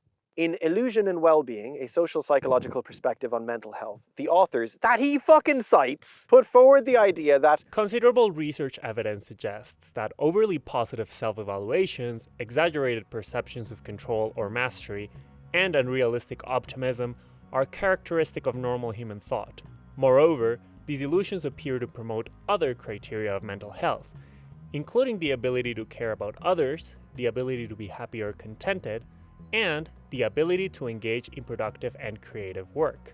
Another source, Positive Illusions, Creative Self-Deception, and the Healthy Mind, is essentially premised on the idea that creative self-deception is one of the ways in which we can have a healthy mind. At least some of the authors cited have a body of work that challenges the idea that accurate self-assessment is either, 1, an indicator of good mental health, or 2, the path to good mental health.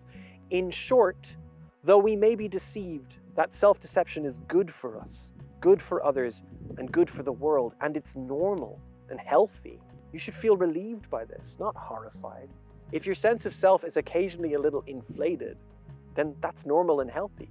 It's okay to like yourself, like the world, and let your brain cut you some slack like it wants to. What would Benatar, the ethicist, prefer we do exactly? But you know, it's worse than that.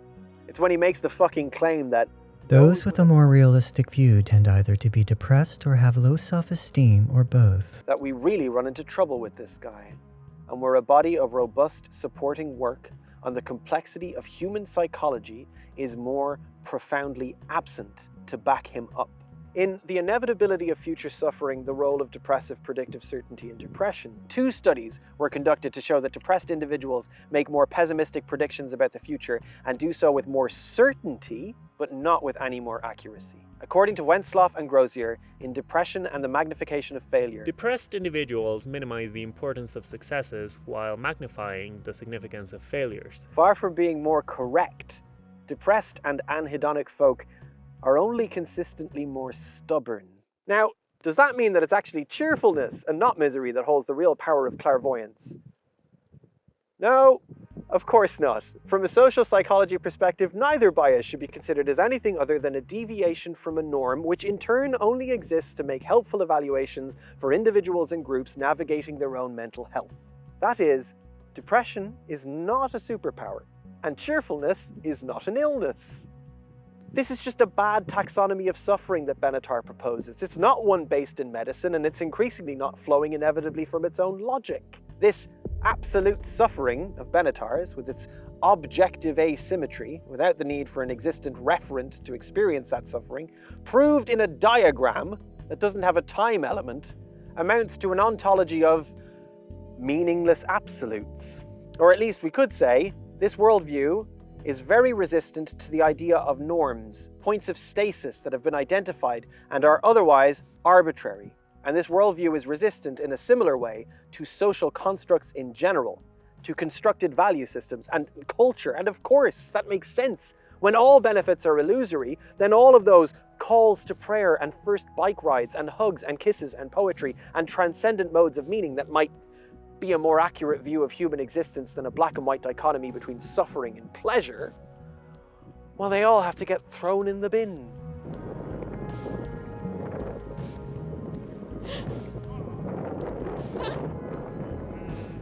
We have reached the last question I pinned. By what means are you creating your taxonomy?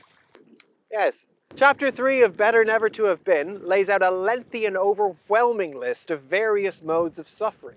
Natural disasters, disease, plague, war, rape, assault, maiming, murder, maltreatment of children, enslavement, unjust incarceration, shunning, humiliation, oppression. A dizzying array is catalogued, from unflinchingly extreme to comically mundane.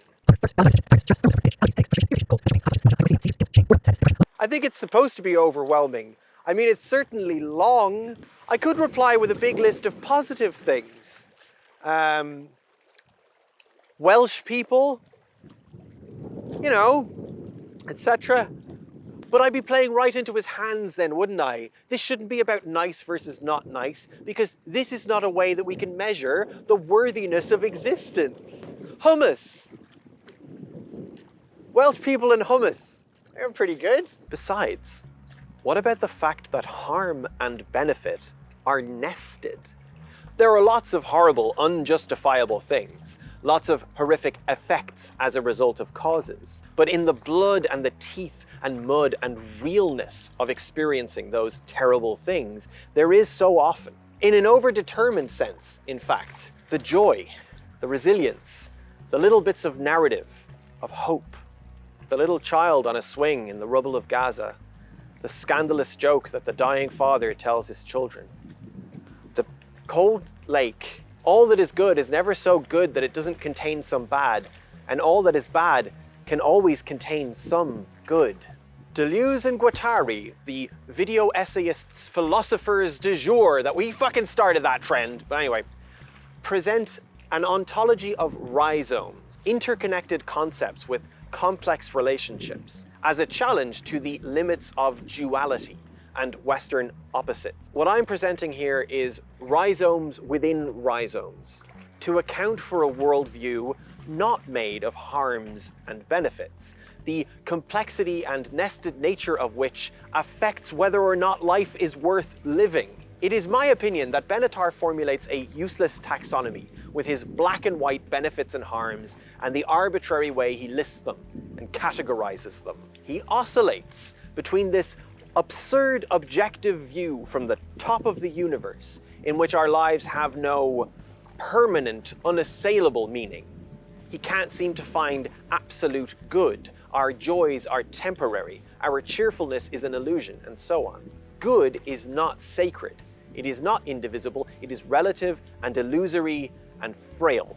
But he offers no such relativity to this other phenomenon of suffering, upon which he seems to confer a kind of sacredness, an indivisibility of being, absolute bad. But suffering, as a category, is a way to describe lots of different things, whether that's a medical taxonomy of pain, or a set of consequences you should like to avoid your child experiencing. The category of suffering only exists in as much as it is socially useful, only in as much as there are comparisons between things. Otherwise, you end up with an absurd taxonomy, as Benatar proposes, in which your family being bombed is on the same list as occasionally needing to go for a poo. Of course it's overdetermined. It's a list of everything that isn't Welsh people or hummus. Then there's this other aspect of Benatar's denial of human value that takes us even farther. This aspect of culture denial that either becomes or supports culture hostility. This point at which these inextricable links between population, gestation, eugenics, colonialism, and dehumanization all re-enter the picture via those views which are compatible with antinatalism. Which is to say, David Benatar is a Zionist.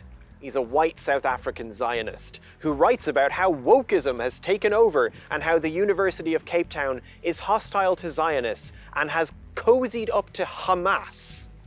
Worse, he makes explicit the connection between his antinatalism and his Zionism. He points out that when people are born in a country, they have citizenship rights. But when they emigrate there, they do not have citizenship. And I wish he'd just stop there and I could just agree with him, because borders are silly, but he doesn't. He points specifically to the example of, as he puts it, the Jewish-Arab issue in Israel. And not only avoids using the word Palestinians, but uses the word breeders. There's a real ethical problem with antinatalism.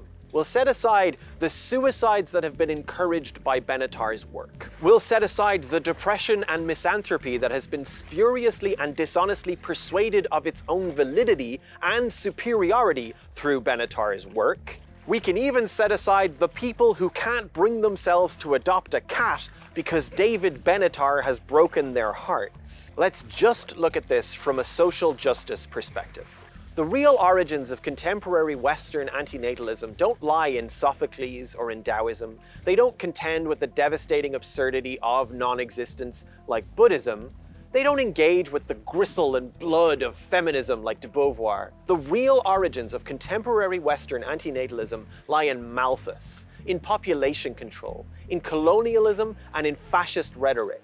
This is a fear-based, anti-people, anti-love philosophy. If, as many an antinatalist has obfuscated with language, people are just shit and life is just bad, if joy and culture and constructed human value systems are all fucking illusions, then we end up with humans as NPCs, placated by the illusion of meaning and enduring the horror of existence. But, crucially, some of us are more immersed in illusion than others. Those of us who believe in a god, or in a particular mode of dress, or in ceremony. See, those people are more fool than others. And then there are those of us who are disabled, suffering, possessing objectively less to offset that suffering. Benatar is explicitly ableist when he says that while most people think that living life without a limb does not make life so bad that it is worth ending, most of the same people also think that it is better not to bring into existence somebody who will lack a limb. Shall we call him unappealing to the general mood of people? In, I think, a way that is statistically incorrect, by the way. I don't think that aborting on the basis of a missing limb is the majority view. But aren't we generally mistaken about lots of things? Why would we lend credence to such a very specific and hostile view based on probably the general intuition that most people have, when a full third of the fucking book is dedicated to how wrong our intuitions are? Another oscillation.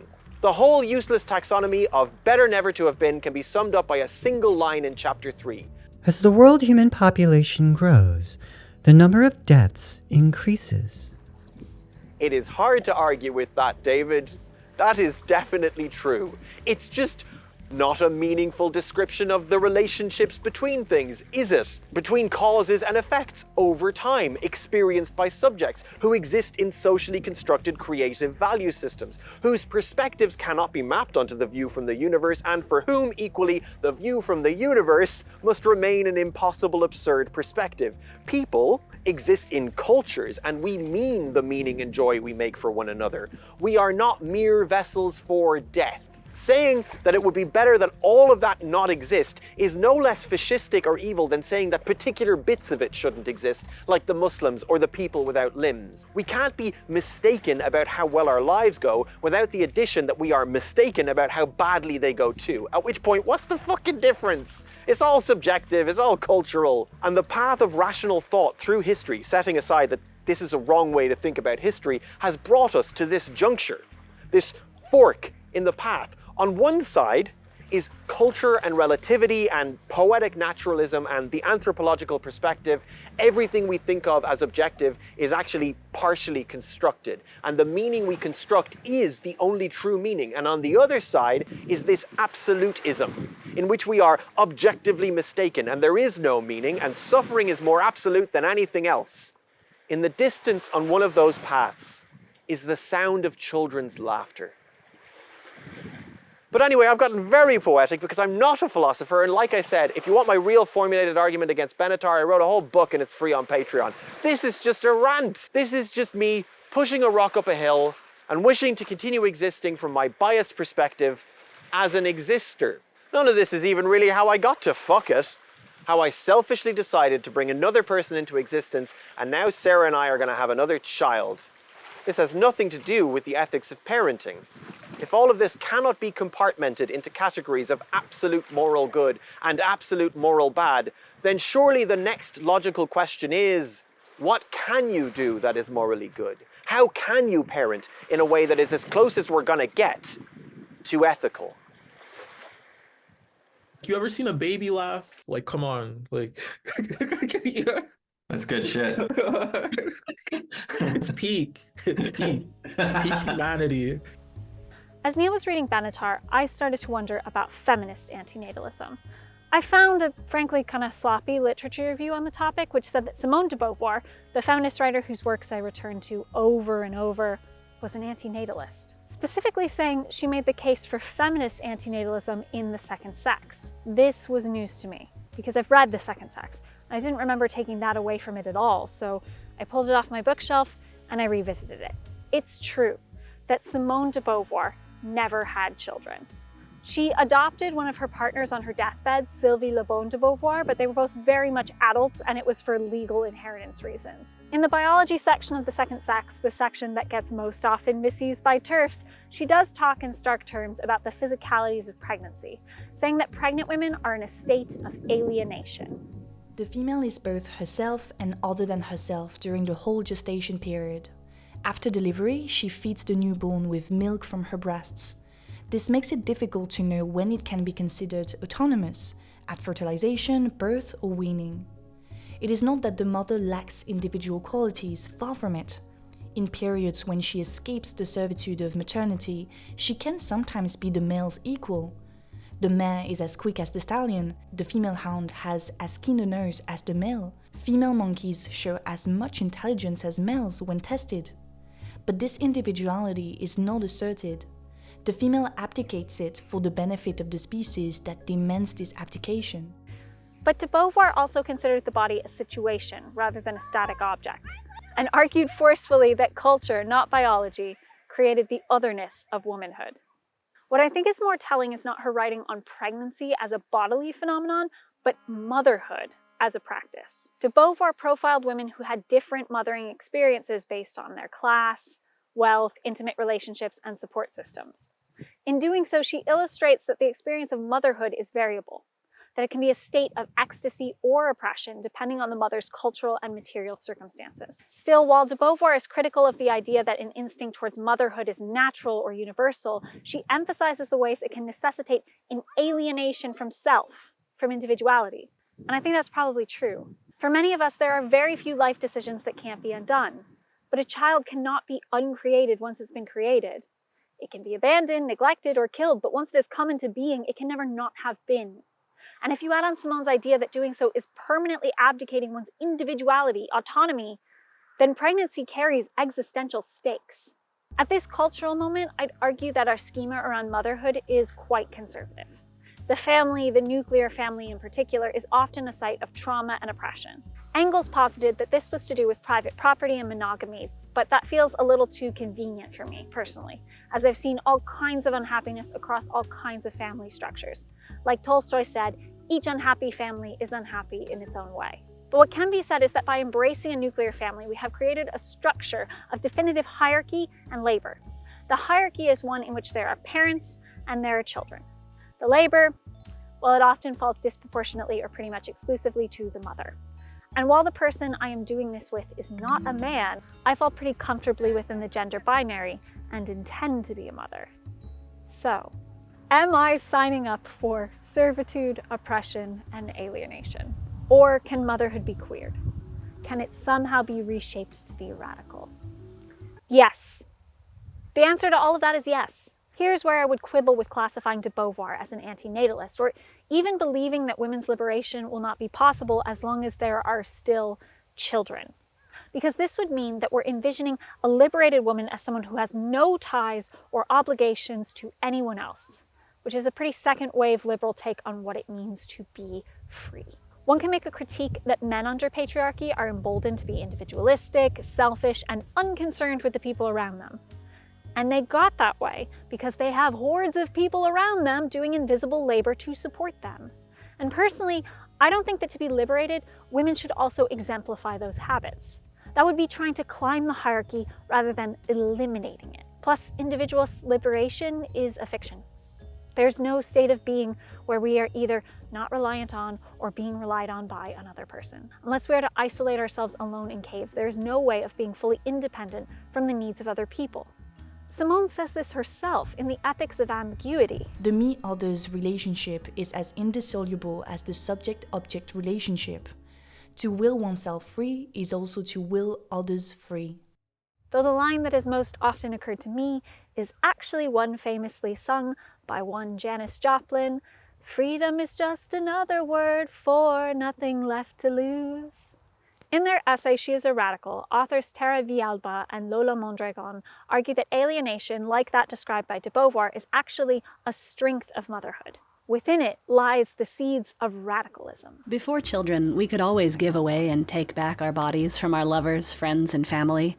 Now there is a life growing inside of me that I cannot take away so easily. The longer it goes, the harder it is to take myself away from this being. We become two beings in one body, two spirits fused with the same blood but separated by membranes of the placenta. From one heart, we hear two heartbeats after 10 weeks. This body is no longer my own. It is for her use, for her survival, for her to take and do as she pleases, because I have given myself completely to my child in a radical sharing of the one body I have. And I understand any of you who want to turn to me and say, "But Sarah, we're not living in this reality. Not the one where we've got everything figured out." And I'd say, that's true. If you're signing up to be a mother here in our current culture, you are not immune from the sexist frameworks around which we mother. And I would not judge anyone who wants children but wants a career more and doesn't consider the two to be mutually compatible. It's valid to make your own choices based on your existing circumstances. But I don't think it's valid that you're being put in the position where that is a choice that you have to make. Because there is nothing inherent or natural about the amount of work that gets placed on individual women in caring for infants or children. In fact, if we can detour to anthropology for a moment, our current nuclear family model is a profoundly aberrant one. In her book Mothers and Others, anthropologist Sarah Blafley-Hurdy looks at prosimians, monkeys, and apes to find 3 compelling points about how we and our relatives raise children. Her points are: 1. There is no one universal pattern of infant care among primates. 2. Continuous care and contact mothering is a last resort for primate mothers who lack safe and available alternatives. And 3, as far as primates are concerned, there is nothing evolutionarily out of the ordinary about mothers cutting corners or relying on shared care. And she means this too. After their first week of birth, baby TD monkeys are off of their mother 90% of the day, clinging to their fathers instead. When famously promiscuous Barbary macaques give birth, the whole troop of males take turns carrying the baby around, playing father figure, even as the biological father remains a mystery. Hanuman langurs pass their newborns off to cousins, siblings, aunts, grandmothers. Even on their first day of life, they spend half of their time in the arms of someone other than their mother. Some primates nurse infants who aren't theirs. Other primates give the babies they're watching treats like beetles and crickets. Daycare, as we might call it, is common amongst primates. And in many parts of the world, shared parenting is also the norm. Hardy cites Barry Hewlett's study of the Aka in Central Africa, where fathers spend 50% of the day within arm's reach of their babies, holding them, cuddling them, singing to them. If a hunting expedition is planned, the babies and young children come along, carried by their fathers. She looks at the Hadza, where babies are raised with continuous physical contact with an adult, and 85% of the time in the days after birth, the adult holding them is not their mother, but another community member. She also points to the grandparent hypothesis, in answer to the question of why humans survive after they've lost the ability to reproduce, a state that spells the end of life for most other animals. Some anthropologists posit that it's because human children are so much work, and that having another adult around who is unable to have any more babies of their own, like a grandparent, would enable a sharing of children's necessary care. In our species, longevity may be the result of needing a lot of hands to help raise children. These other caring adults are called alloparents in the literature, non-biological parents who nonetheless nurture and care for infants. And to show that alloparenting is not just common but also perfectly healthy, she cites a series of studies which show children thriving in these environments. Finally, she concludes, to anyone accustomed to conventional Western wisdom that children developed optimally when cared for by a single, sensitive, and reliably responsive individual, namely the mother, these results may at first seem startling, even nonsensical. But on closer consideration, what the results from Israeli, Dutch, and East African studies actually show is not that having a responsive mother does not matter, of course it does, but that infants nurtured by multiple caretakers grow up not only feeling secure, but with better developed and more enhanced capacities to view the world from multiple perspectives. This can make a child more empathetic as well as contribute to more sophisticated capacities for attributing mental and emotional states to others. Umbrella, umbrella, umbrella! Oh, just in time. All right, well that's it for this. Okay, that was too rainy. The subject of alloparenting is personal for me because while I'm going to give birth for the first time, I'm already a mother. A stepmother, sure. I didn't endure a painful labor in order to meet my kids. They both walked into my kitchen one day looking like little Neils and then immediately started chattering to me. I didn't give them baths or have to stay up late nursing them. I have never been their whole world, but I've helped put on some band-aids and have comforted some midnight bad dreams and have wanted to give them the whole world. And if I think of mothering as a process rather than a period, I hope to be able to continue it well into their adulthood, when they no longer need care but could, like any of us, always use it. In our essay on polyamory in the family, we cite Hortense Spillers, who pointed out that motherhood is a status granted by patriarchy to white middle-class women. It's legal status rather than a practice. She differentiates this from mothering, the actual process of caring for a child. Alexis Pauline Gumbs, summarizing Spillers, notes. Mothering is another matter, a possible action, the name for that nurturing work, that survival dance worked by enslaved women who were forced to breastfeed the children of the status mothers, while having no control over whether their birth or chosen children were sold away.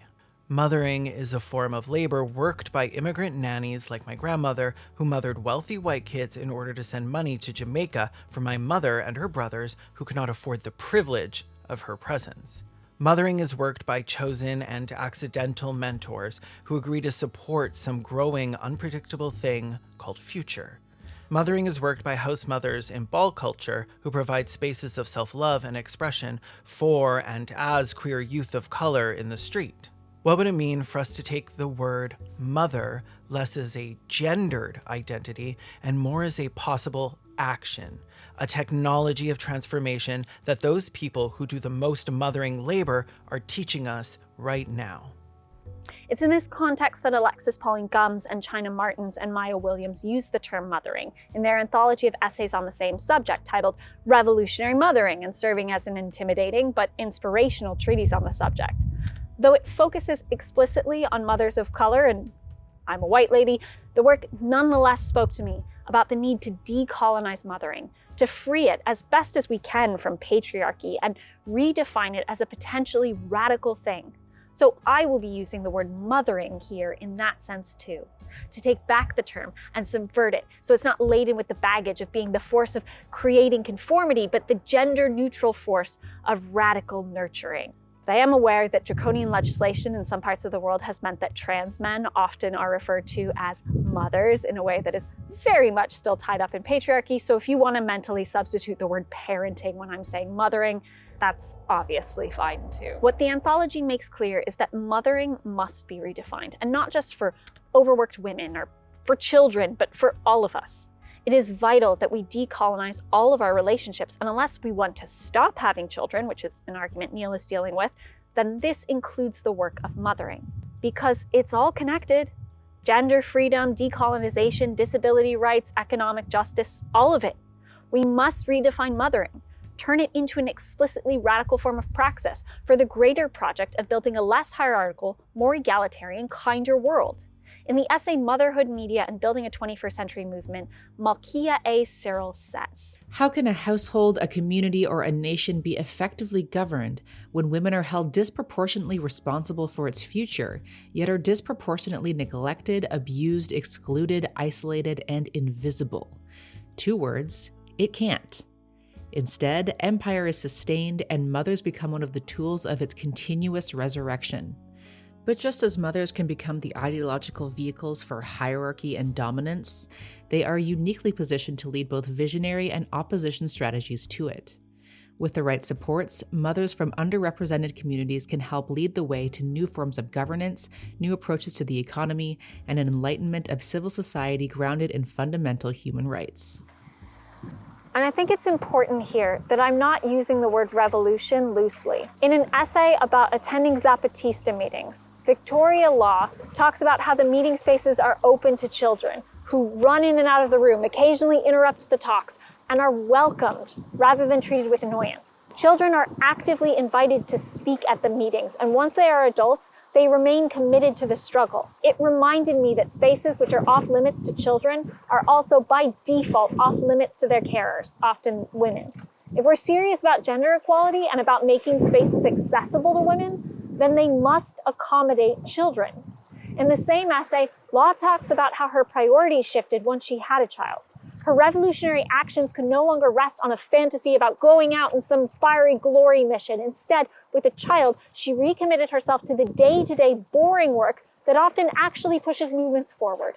And it's worth remembering that for people of color, deciding to have children in defiance of racist eugenics programs is in itself a revolutionary act. And revolutions should be about children. They should be about all of us, but especially they need to be concerned with those small people who are going to be the most impacted, who will be dealing with the consequences. Young people must be included in revolutionary struggle. Too much wind. Stop. Okay, that was too windy. But to construct something new will always involve deconstruction. And that deconstruction might be painful. There are always people who belong to a subjugated class, but nonetheless develop what's called a wounded attachment to their subjugation. And taking away the modicum of power they get from that can feel painful or even threatening. I'm about to have a baby, and for all of these incredible essays I've read about radical mothering, I wonder if there's some part of me that is excited to have a baby because it will grant me the status of motherhood. And if so, I'm at risk of putting that status above the work of mothering. Over the years, Neil has frequently repeated the Terry Pratchett quote to me that for some women, because they got the label which said mother, everyone else got the label that said child. And they've explained this as a smugness, a sense that once you're a mother, everyone else is incompetent. I've dismissed them by telling them that that's a cultural bias, that it's not from my culture. And I think the exact way that Neil means it is still alien to me. But in American culture, we do have the phrase mother knows best. And we have some mysticism around maternal wisdom. And frankly, I don't see myself suddenly becoming more wise or knowledgeable about humans because I've given birth. but I could see myself becoming so seduced by the power of control over a young person that I start to inflate my own sense of self-importance, and I start to value my guesses and intuitions as somehow more correct than the people around me, or more than what this future being, this child, wants for themselves. For all of my anger at the healthcare system for denying me the right to make certain choices, I am equally afraid that I'm given too much scope, socially, in becoming a little dictator. And I'm upset by how normalized dictatorial control is, and how easy it would be to slip into, and how unnecessary it is too. I'll give an example by way of a story. I nannied for a year in Paris, and during that year, I'd walk the youngest, who was between 2 and 3, down to the playground at the Tuileries. If you know anything about Paris, you know this park. It's perhaps the busiest place in the city. So I'd hold her hand and we'd walk down the street and cross the roads, but once we got through the metal gate of the playground, I'd let her hand go, let her run away, and go sit on a chair, safe in the knowledge that everyone in the playground would be looking after her. And I should specify that this did not come naturally to me at all. The family I worked for had 4 children, and so I usually worked alongside another nanny, a French woman who became my friend, and she had to scold me the first time she saw me at the park with the little one. I was hovering. How was the little one going to get a sense of independence if I was right there, breathing down her neck? Did I see any of the other adults hovering? I didn't. The other adults were sitting in chairs in the periphery. But over time, I learned how the system worked. The adults near the gate made sure that no child left without a guardian. An adult who saw a child roughhousing should yell at them, "Doucement," even if they didn't know who they were. And when a child got hurt or scared, they'd run to the nearest adult, a stranger, to ask for help. This happened to me once, sitting next to the merry-go-round, when a young kid flew off and his nose started to bleed. And before I could even react, he caught my eye and he ran straight to me. I quickly pulled out a tissue and handed it to him and tried to be as comforting as I could in the little French that I had.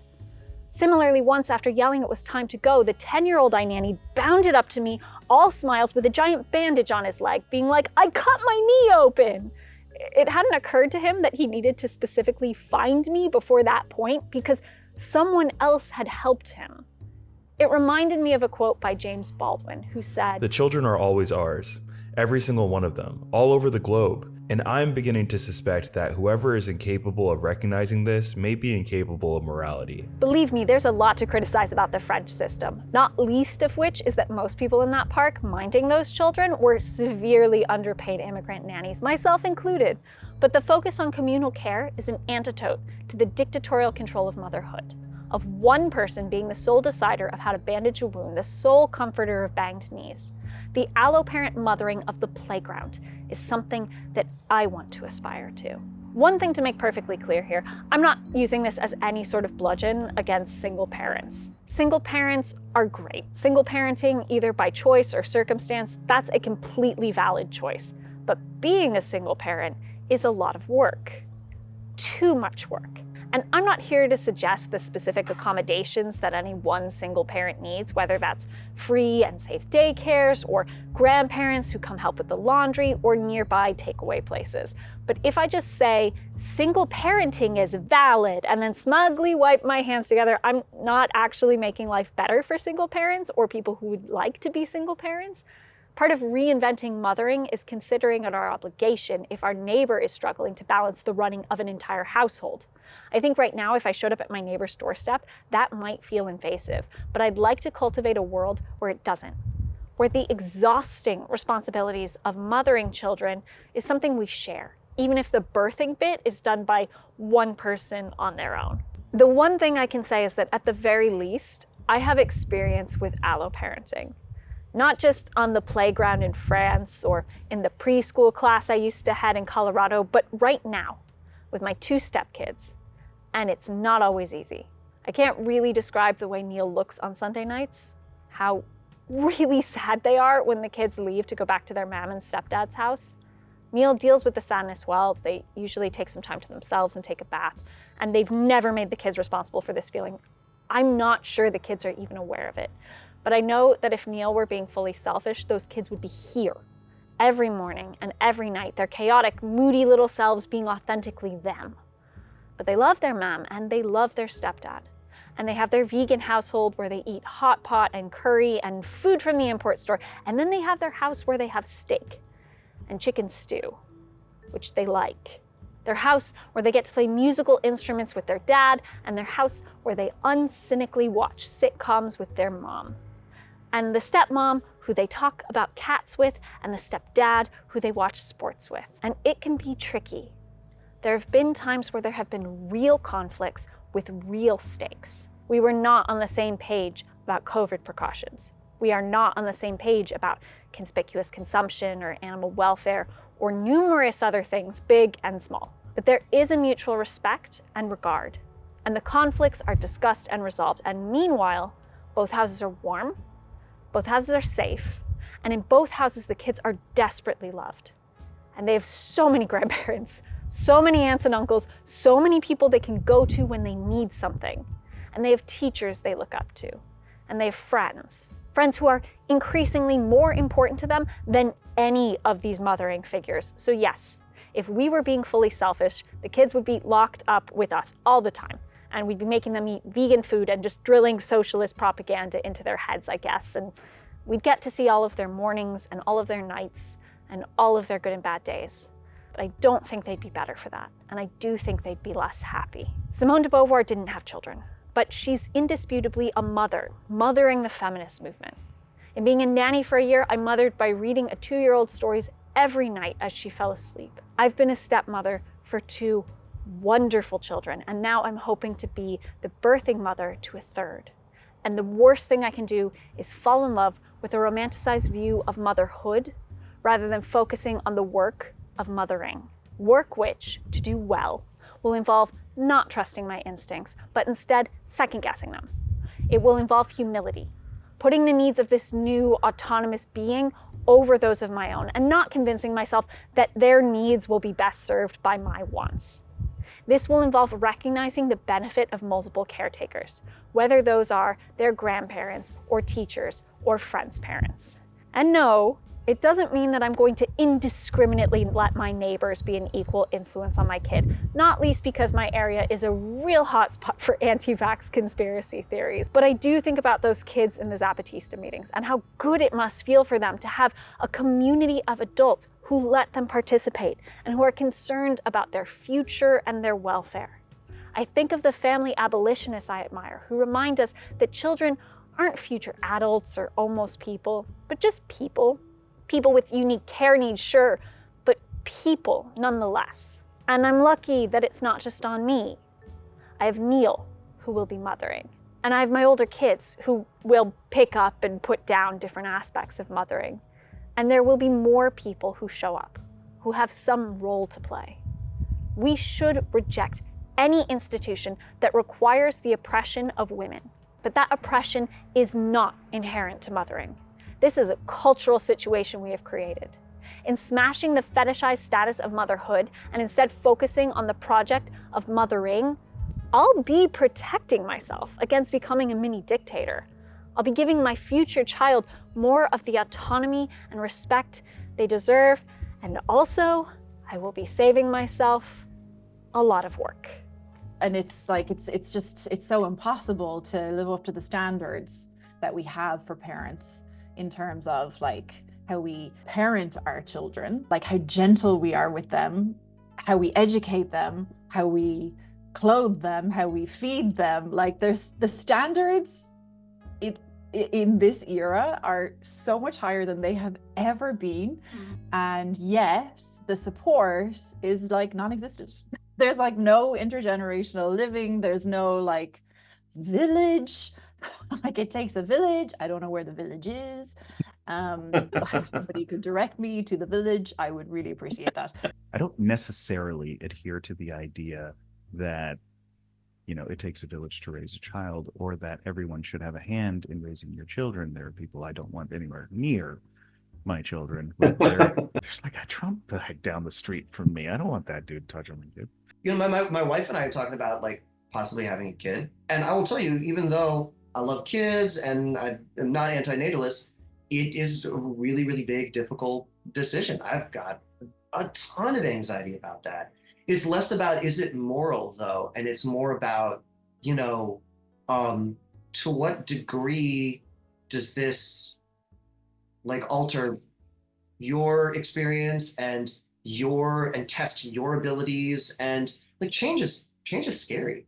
Like it's a fundamental part of life, and it's also can be very, very scary. And if you've got something great, you've got something to lose. I do think that there's such a pressure on a 2 or 1 unit or 1 person parent unit that it's an intense amount of stress. And I think it's more stress than it needs to be.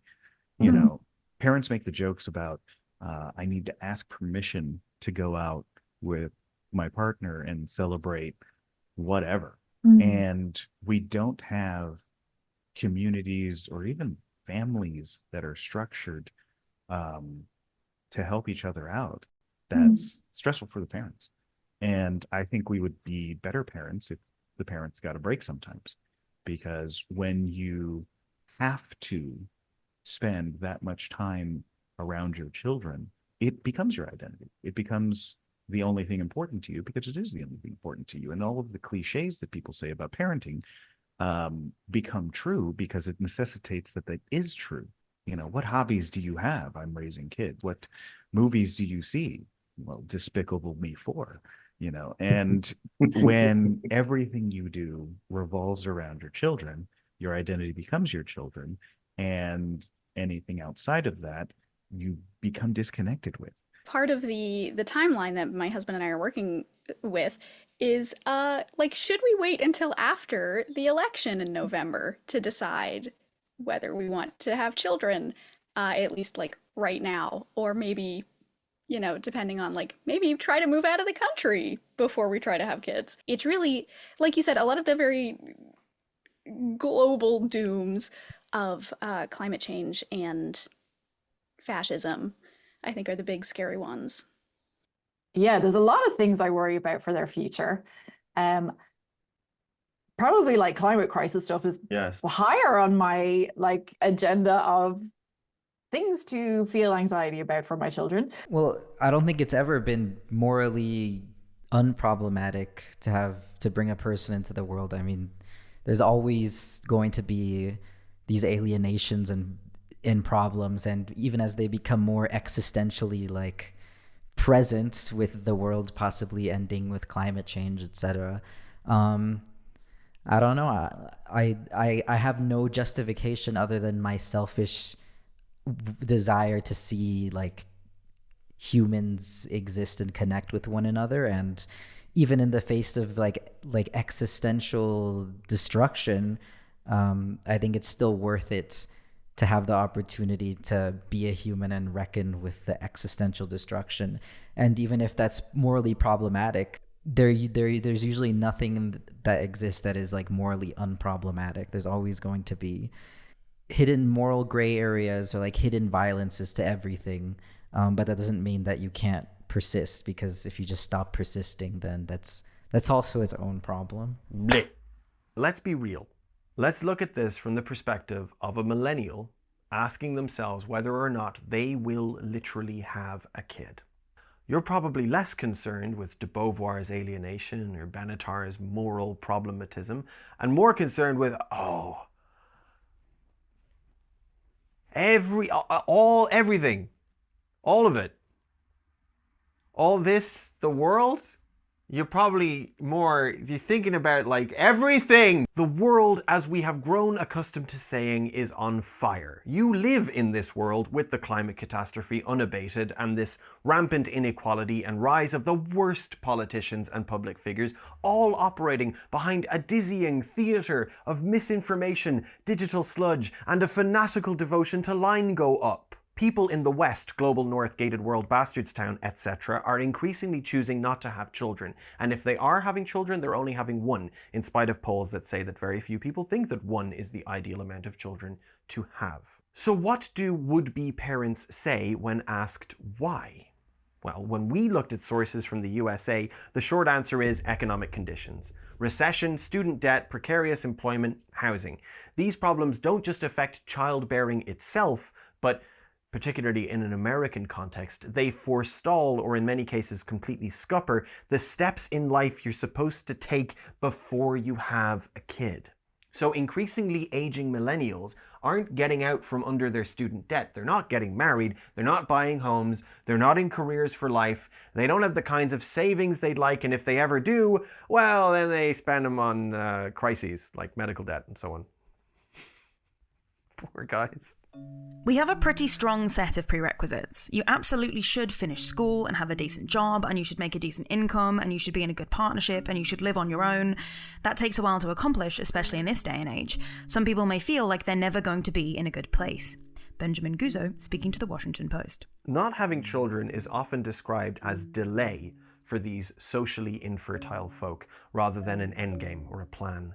But for many, as I'm sure you've experienced anecdotally, they are either 1, uncomfortable having the conversation about children at all, so they don't even have the luxury of a plan, or 2, they really have decided on or made their peace with not having children. For a long time, at least for middle-class white people, it was the case that you could expect your children to be better off than you economically. This is no longer the case. What's worse is that the world that these would-be children would be born into is not just dangerous in a purely economic sense. Climate catastrophe is real. It is not a far-off abstract. It is happening. And as usual, there is a generation divide between those that reckon with that fact and those that don't. Young people were also much more likely than older people to name environmental concerns as a reason for not having kids.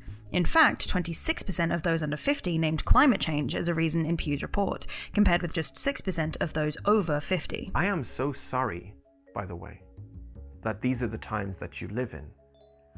I'm just not sorry that you exist. That's something I'm glad about. But yes, these are the anxieties hanging over huge swaths of people, and they seem quite generous and moral as concerns go.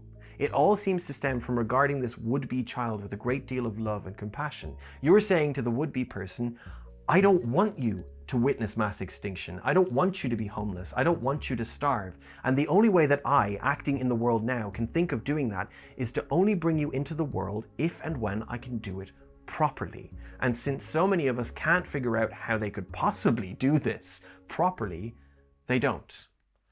We should not mistake this for a choice. This is the confluence of conditions that render people socially infertile. This is the injustice to which we must respond with reproductive justice. This is a set of conditions that, if you are victim to it, you've every right to be incredibly angry, and we should all be fighting on your behalf. We also shouldn't mistake this for antinatalism, and this is a big part of why I've made all these distinctions. Pro-natalism, the can-do couples fucking to make more white people, that nonsense, as it is being culturally reinvented, is not a reply to the relationship to natalism that actual millennials have. We're not a bunch of heathens who refuse to get with the program and make more little Christians. We're not concerned with that. We're concerned with justice for children. And we're doing all that we can to not enact injustice against children. Equally, intellectual antinatalism might be occasionally oddly comforting. I mean, sure, I'm disenfranchised from having kids and it's really impossibly scary and overwhelming, but ultimately having kids is immoral anyway, so fuck it, thanks Benatar.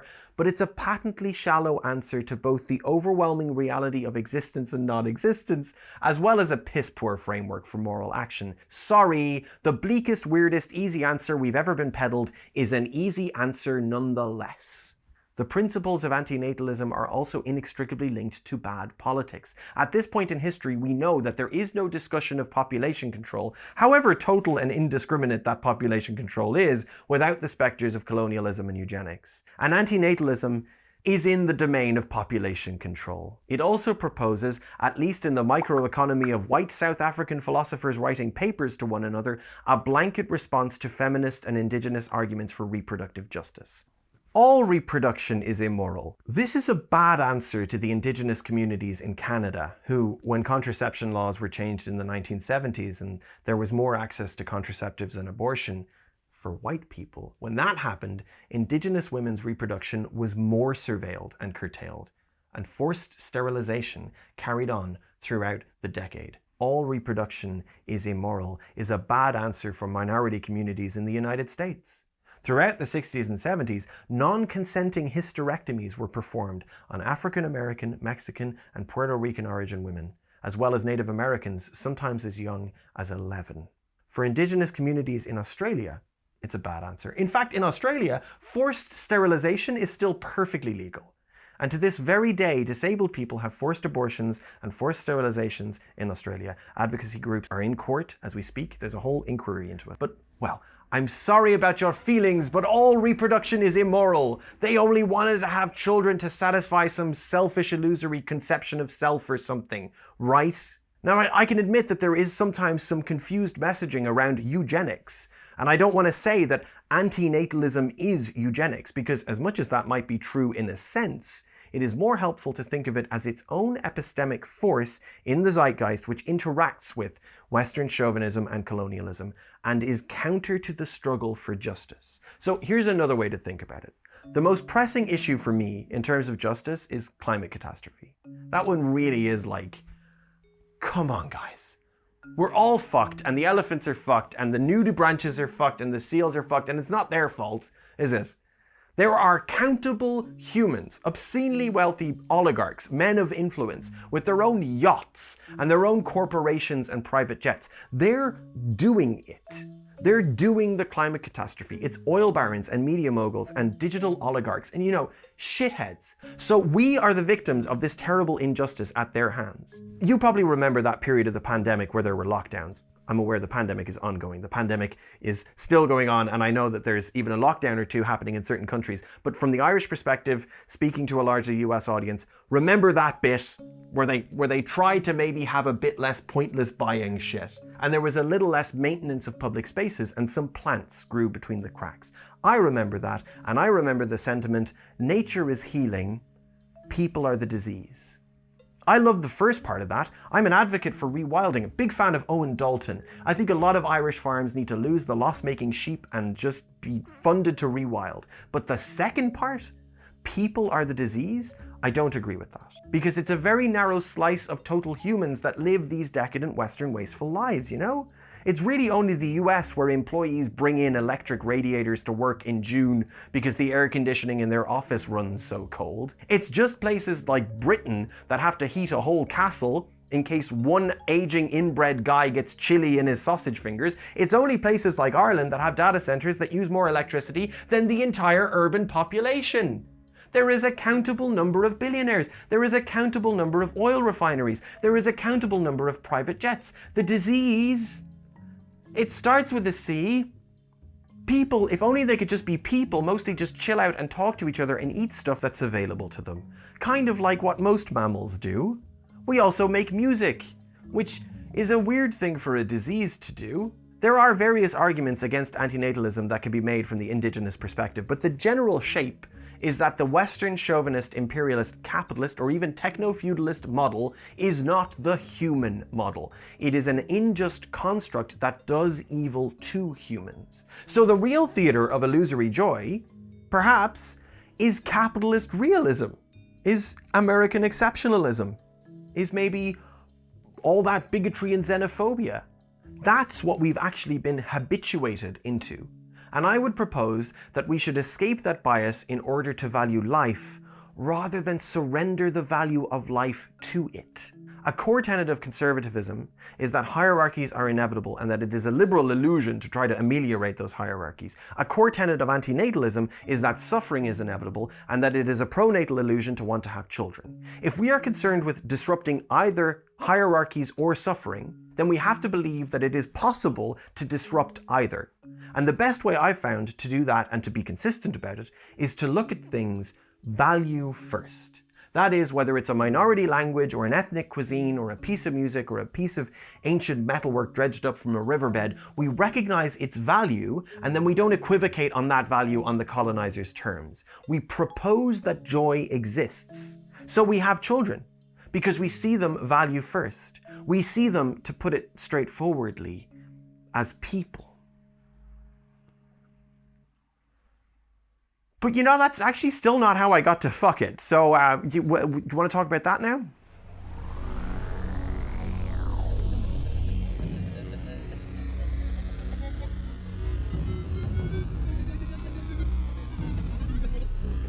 Did I ever tell you about how Sarah and I met? It was at Burning Man. I was dressed as a pizza and she was dressed as a pineapple, and even though it felt wrong, it felt right now. We met on Tinder. It's very exciting, isn't it? And Sarah was very nervous about going on dates for both personal and rational reasons. I mean, women in the audience have been there. So I was very gentle and cautious and very charming. She'd never been on a date with an Irish person before, so I sort of had the home advantage that way. I picked a very good Japanese restaurant, which is still our favorite restaurant. And I turned up early and asked for the vegan menu. It was very clever.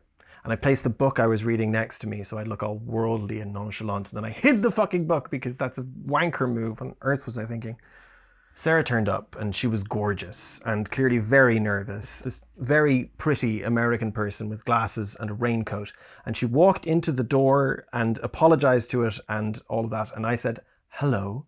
And when she heard my voice, you could see she visibly relaxed and probably melted a little too. Like I say, home advantage. We had a very good conversation and possibly a meal and several non-alcoholic drinks because I was driving, but definitely a conversation. We seemed to mostly be very interested in important things, and she just knew so much stuff. It was really quite intimidating, but with Sarah, you know, a lot of the time you can tell she doesn't have a point.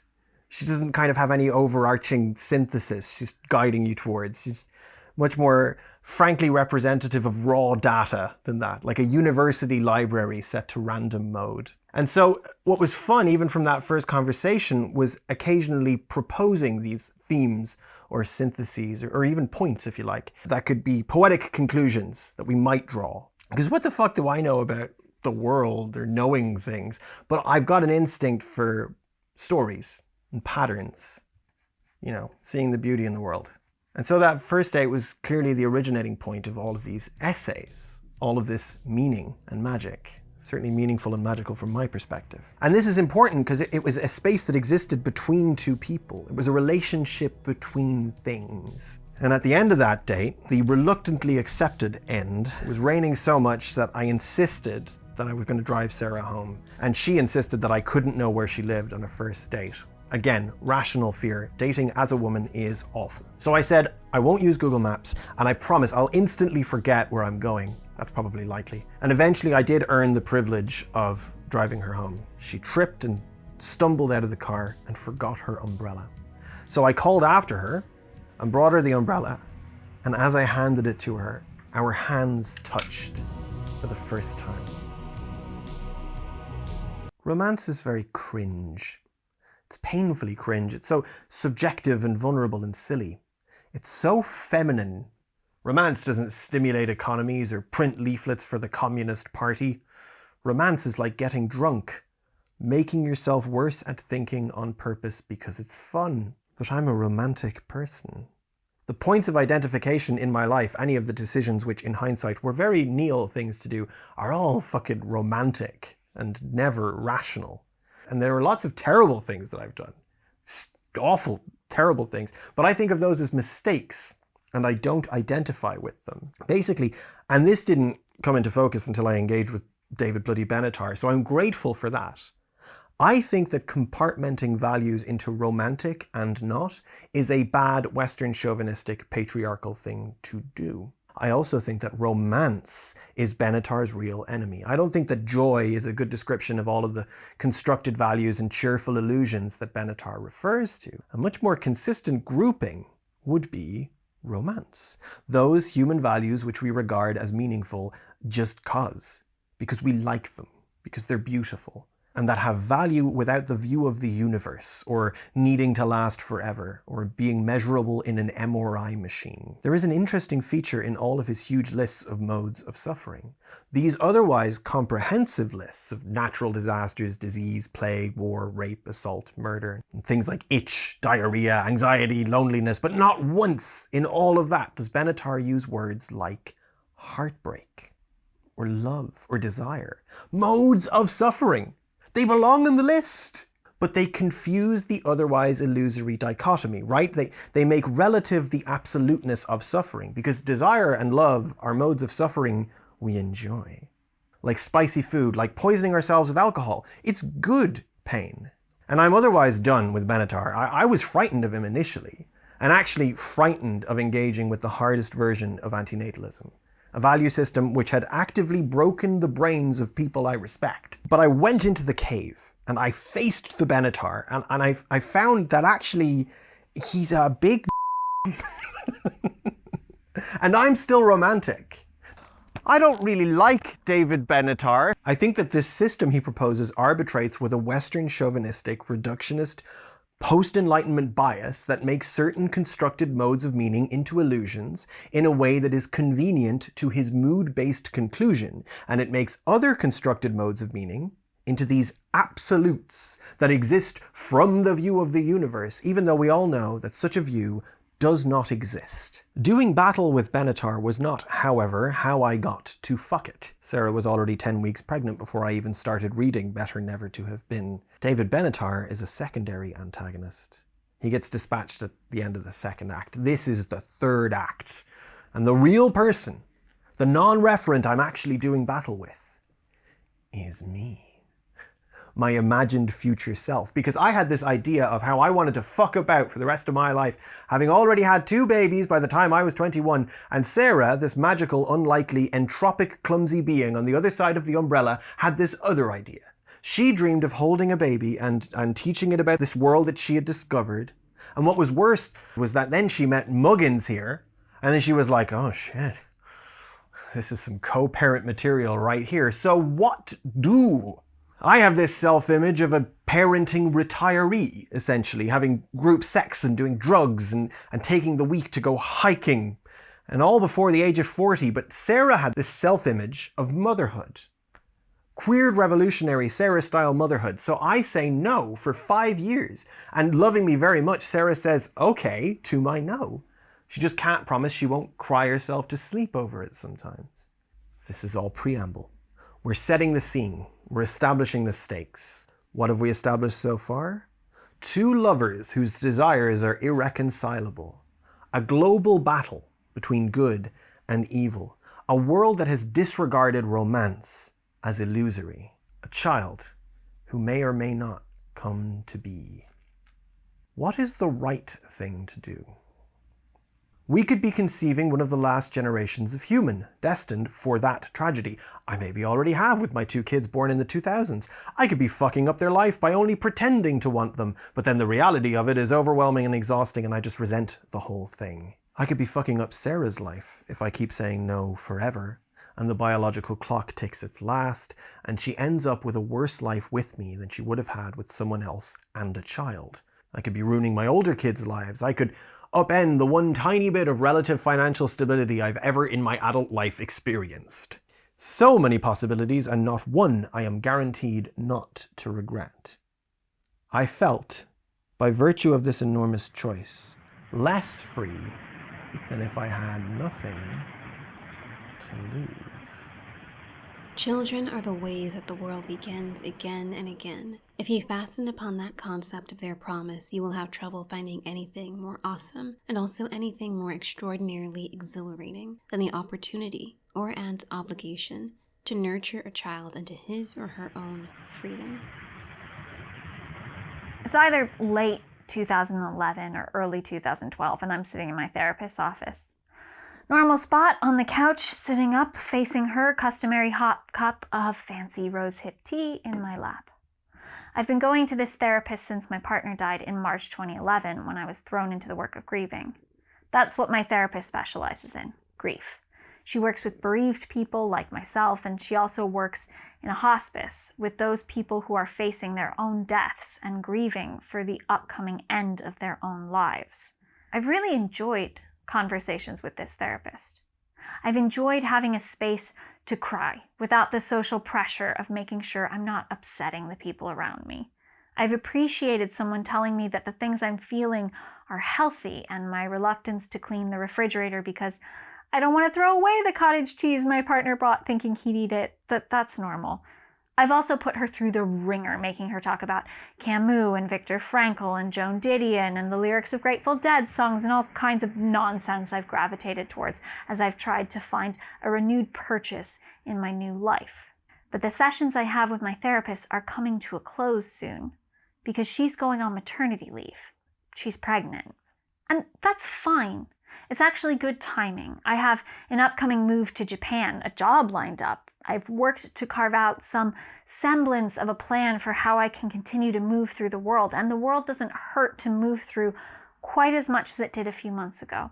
But even still, I cannot stop thinking about the fact that my therapist is pregnant. So I ask her, you work at a children's hospice. You see children die. You know that things can go wrong. How have you decided to still have a baby? For a scene I remember so vividly, I actually don't remember what she said. Possibly she said something profound and I've just forgotten. Possibly she shrugged. I don't know if I would have accepted any of her answers anyway. I may have been committed to making the most of my time, on planning ways to make my life interesting and fill it with experiences, but at that point I wasn't fully connected to the world of the living myself. Hello?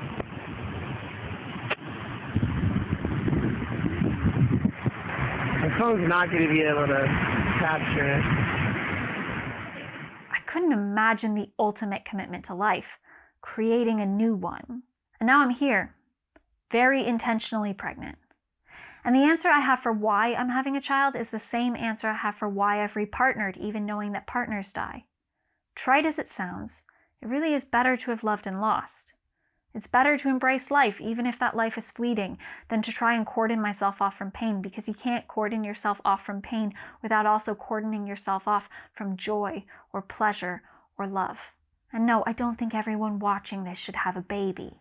I fully support people's right to be child-free, just as I fully support people's right to be allo parents as uncles or nannies or neighbors, or even foster litters of kittens during kitten season, or to not engage with little ones at all.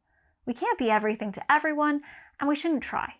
If the work of nurturing doesn't seem appealing to you, don't let a video essayist convince you otherwise. But for me, someone who has always wanted to be surrounded by children, who has worked as a nanny and a preschool teacher, who genuinely doesn't mind changing diapers, and who absolutely delights in singing little songs with a little one during bath time.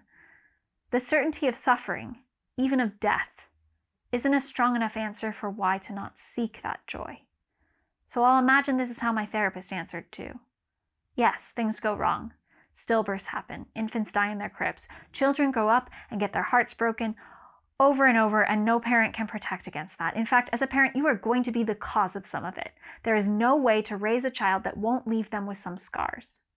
But the answer is not to try and desperately escape the experience of suffering. Suffering is inevitable. The answer is to embrace those moments of joy. Should I do it again? Really? You know what I'm gonna say, right? Not at all. I can tell you that there is a world out there of like-minded people. I can tell you there's rainbows you never got to see yet. I could tell you there's gonna be a summer with so much friends you're going to talk about that you will never get to experience if you don't live the next season. There's going to be snow that drops in January, and you might have a roommate that's never seen snow before, and you're going to walk outside and you're going to dance to Taylor Swift, even though you fucking hate Taylor Swift. He's from the other side of the world. He's from the other side of the world, and that's all he knows about Western culture. Taylor Swift and snow, right? And you're gonna be like, damn, life can be so simple sometimes, right? Like there's all these like little moments that contribute to the bigger picture of life, and that's what I like to tell people, you know. I am not a philosopher. I am just a silly boop-biddy-doo. But I could propose a thought. That's what philosophers do. I could propose that we consider as value first the beauty and joy of childhood and of life. I could propose that there might be one moment, or that there should be, one moment in a life, probably in childhood but not necessarily, in which everything is secure enough to feel safe and free of worry, and everything is non-judgmental and non-goal oriented enough to be free of everything else. In this moment, the person, let's say the child, might be rolling down a hill or rushing into the room on Christmas morning, or being held and sung to. But if such a moment takes place, that could be thought of as objective, peak, absolute existing. Because there are intrusions on existing in very real and listable ways outside of such a subjectively pristine moment. There is the failure to reach a goal, the anxiety of parents and peers, the guilt of existing, and the conflict and blah blah blah. There is also far, far worse abuse and suffering enacted upon children, and as a class of people, they have their freedom curtailed far more than most. But if we were to actually get into children, the class of people, it might take an entire essay, which maybe, but probably not this essay. Instead, let's continue to play philosophy time and follow that thread marked freedom.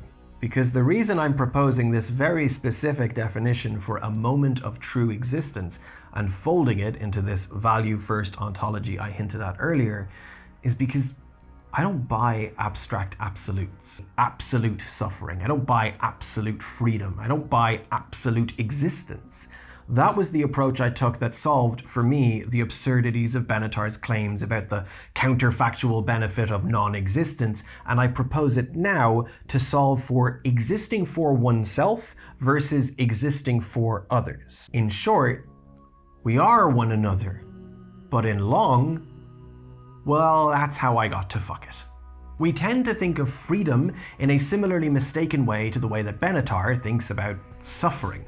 Like, what is freedom? Is it an entity? Is it a fundamental force? Is it a cause or an effect? I think that a lot of philosophy of existence and of ethics makes that confusion all the more confusing. So there's a school of thought that there is no such thing as free will, and this school of thought can itself be split a number of ways, whether that's hard determinism, in which everything is truly preordained by the originating conditions of the universe.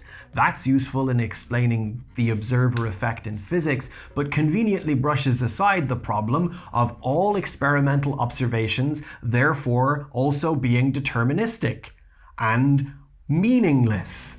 So how about instead soft determinism, which, whatever way you approach it, suggests we make some kind of compromise with the fact that we don't make decisions as truly indivisible individuals, but that our decisions are made of a network of social and biological and physical forces.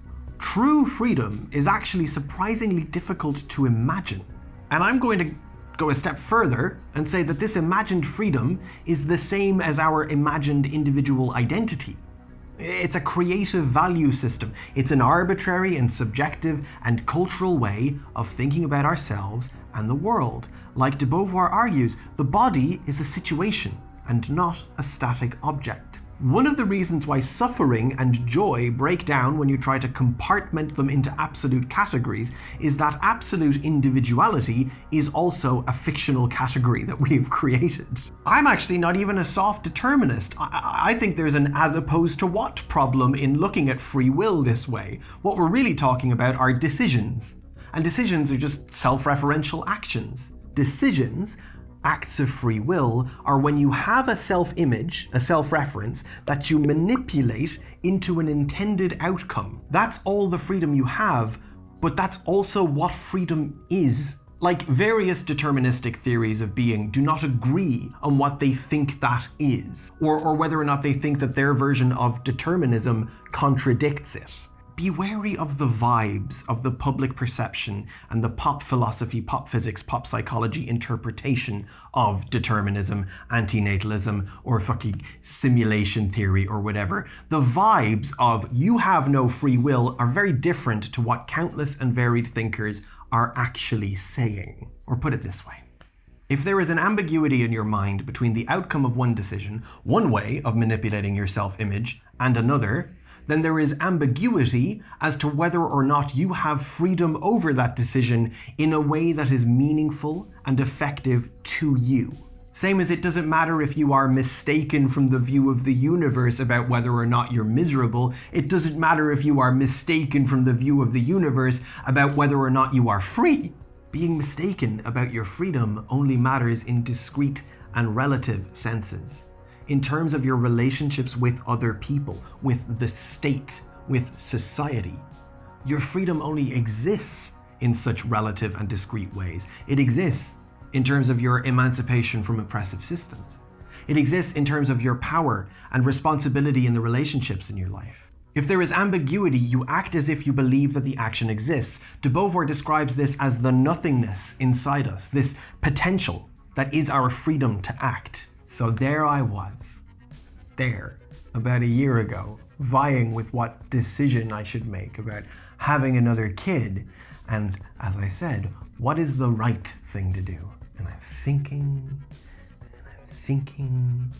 and I think, I identify with the romantic decisions I have made in the past. I regret things I either couldn't have predicted or that I was not brave or honest enough to see at the time. I was hurt by life, quite arbitrarily, quite unpredictably. I am only free in a discrete and relative way. And I think I met Sarah, and I didn't want to be an individual. And I think I cannot see this from the view of the universe. And I think, as opposed to what? And I think if I knew the outcome, I wouldn't be free. I think I rolled down the hill. I was free. And I think I held my child in my arms and I fell in love. I know that that was real and it wasn't illusory. And I think, what am I anyway? What am I? What is existence? And I don't know. I don't know. I don't know. And so I got to fuck it. I got to fuck it because I don't know how I got to fuck it. And all of this is an attempt to show you what that means in as much as I can. We are composed of the relationships between us, and there is no more profound loss of identity and gaining of identity, exchange of identity, than mothering or coming to exist. There is no more profound challenge to freedom than engaging humbly and realistically with mothering or coming to exist. A being comes to exist, non-existence becomes existence, and all of the convenient fictions and miscomprehensions about personal identity and power and your self-image and your future self, they all evaporate. Because you are not it. You are not reality. Reality exists here in your arms, the universe staring back at you. It's so impossible to map onto your mind that we all fail, and I'd almost fucking forgotten. So I got to fuck it because I remembered that I don't know. And because I'd like to be back in that place of not knowing. We conceived, and it's all going well so far. I started referring to the growing fetus as babog because, you know, growing fetus is not very nice sounding, and it's actually kind of mixed up Irish. The Irish for baby is lanav, but the Irish for baby doll is babog, which sounds a little nicer. Don't let us call the kid babog. It's going to have a hard enough time navigating normal society as it is. Anyway, all going well, babog is going to come out into the world, and they're not going to know anything either. It's pure perception. No frame of reference, an impossible state to imagine, both enviable in a way, and when you witness them crying inconsolably, it's also not at all enviable. It's kind of nightmarish. And I'm not going to know anything, and Sarah's not going to know anything. So all three of us will be there, not knowing anything, and then we'll be made anew of new relationships. We will all of us be new people. Freedom and identity and responsibility and relationships will all get complicated and entangled and messed up in new and unpredictable ways. And I don't know what will happen, but it will be happening, not imagined, not feared, not fragile in its being planned, not unthinkable in its being dreaded. It will be something truly happening. I've kind of run out of ways to try to get across to you that there's some ontological significance in that. I cannot spare Babog if I never meet Babog. Take my failure to say anything more detailed or profound than that as proof not of my mistakenness, but as evidence of its significance. Life is not composed of suffering and joy. Life is composed of life.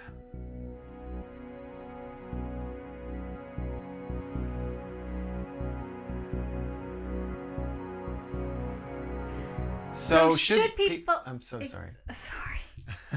No, after you, by all means. Here.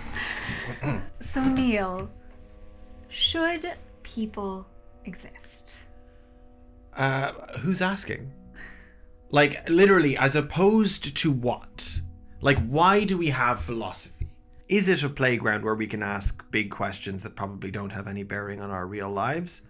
Well, some of the questions are going to get that way some of the time, but it seems like certain social structures like patriarchy and Western chauvinism make it so we're not immune to having those big questions that don't affect our lives get very much in the way of some much more immediate and uncomfortable but useful questions. Antinatalism strikes me as being similar to other kinds of doomerism. It seems to encourage inertia.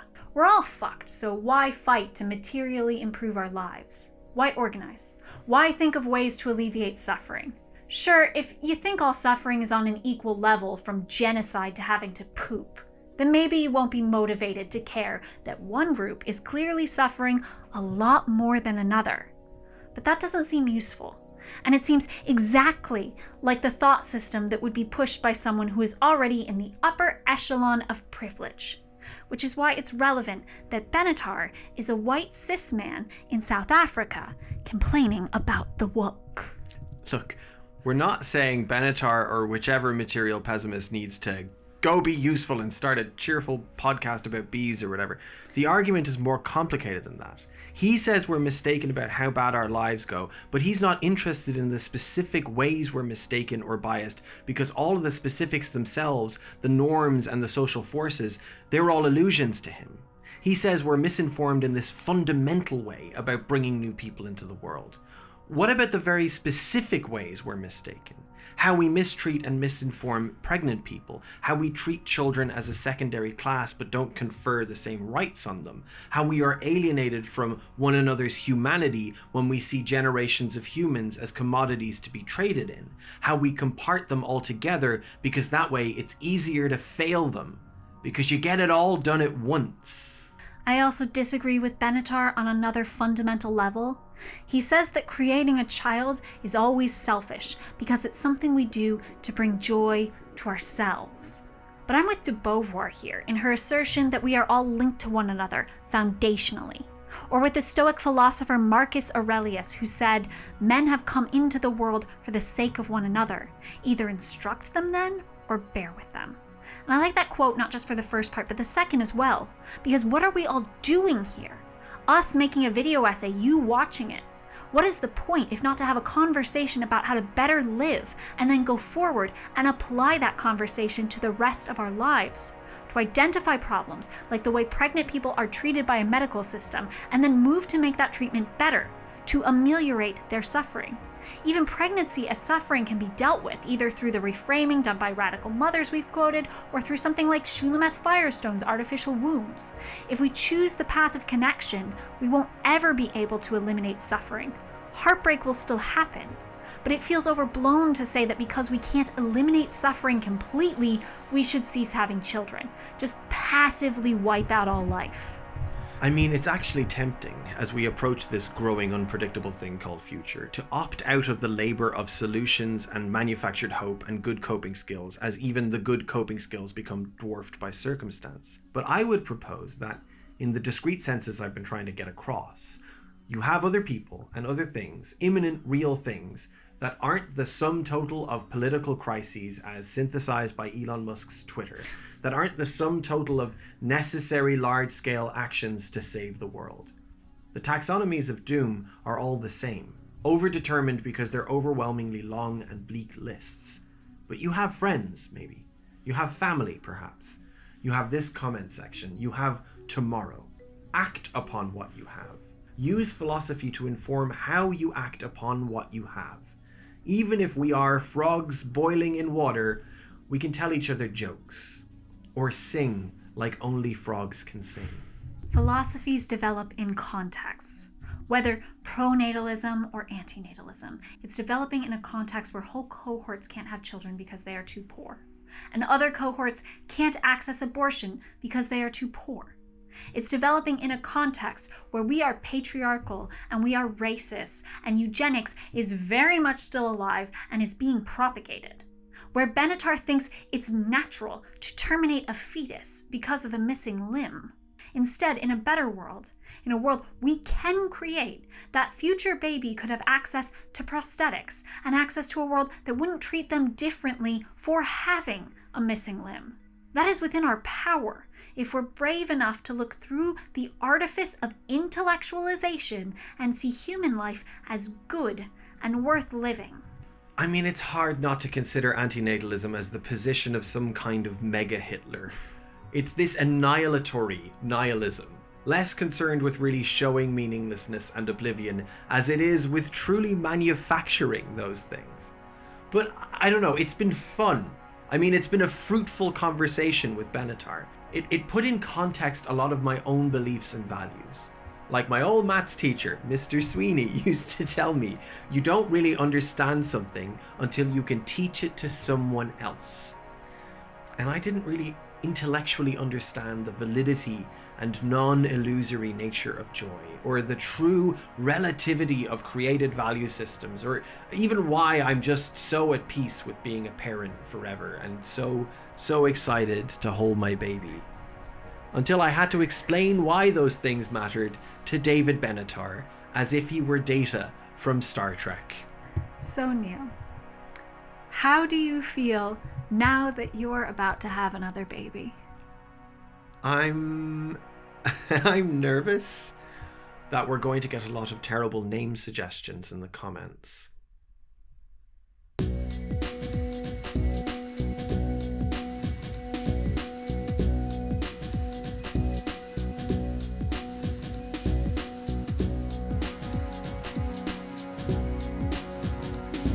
I mean, we can say at this point. Yeah, if for you sure. think- For sure. Okay. Yeah.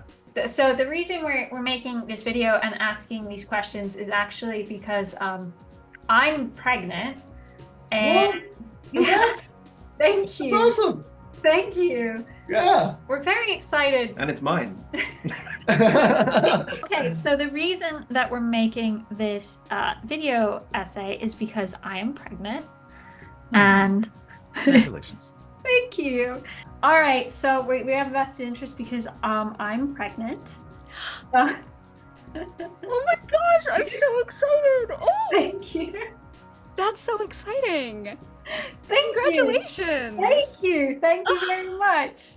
Thank you very much. Yeah. You're gonna get me to cry on camera. Exactly. So we're going to be having a baby in 6 months. 5 months. Wow. Congratulations. 20 weeks. Thank you. So there's a twist. So we're making this video. We haven't told you what the video is about, but we're making a video about should people exist and why we think people should exist. And part of the reason we're making that video is because I'm pregnant.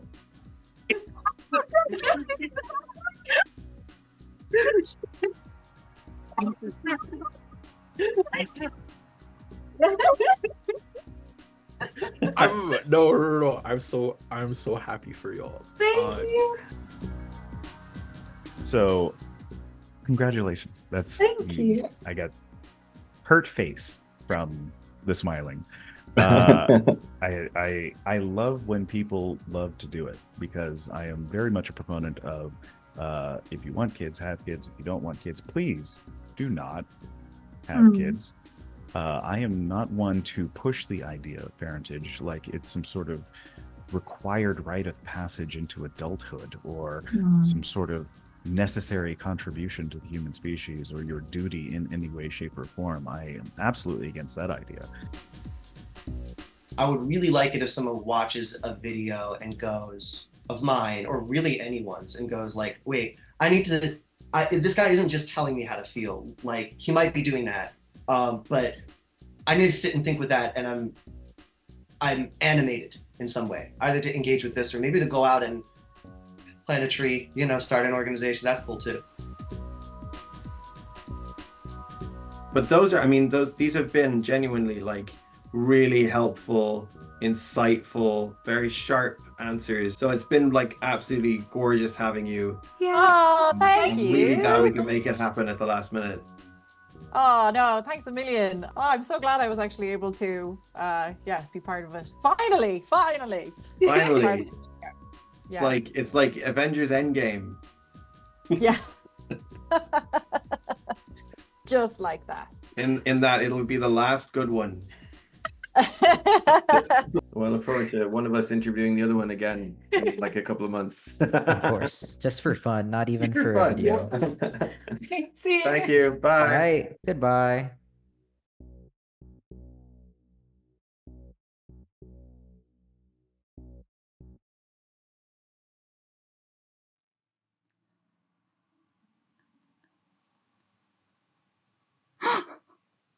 Okay. I don't know how long you have to stand there.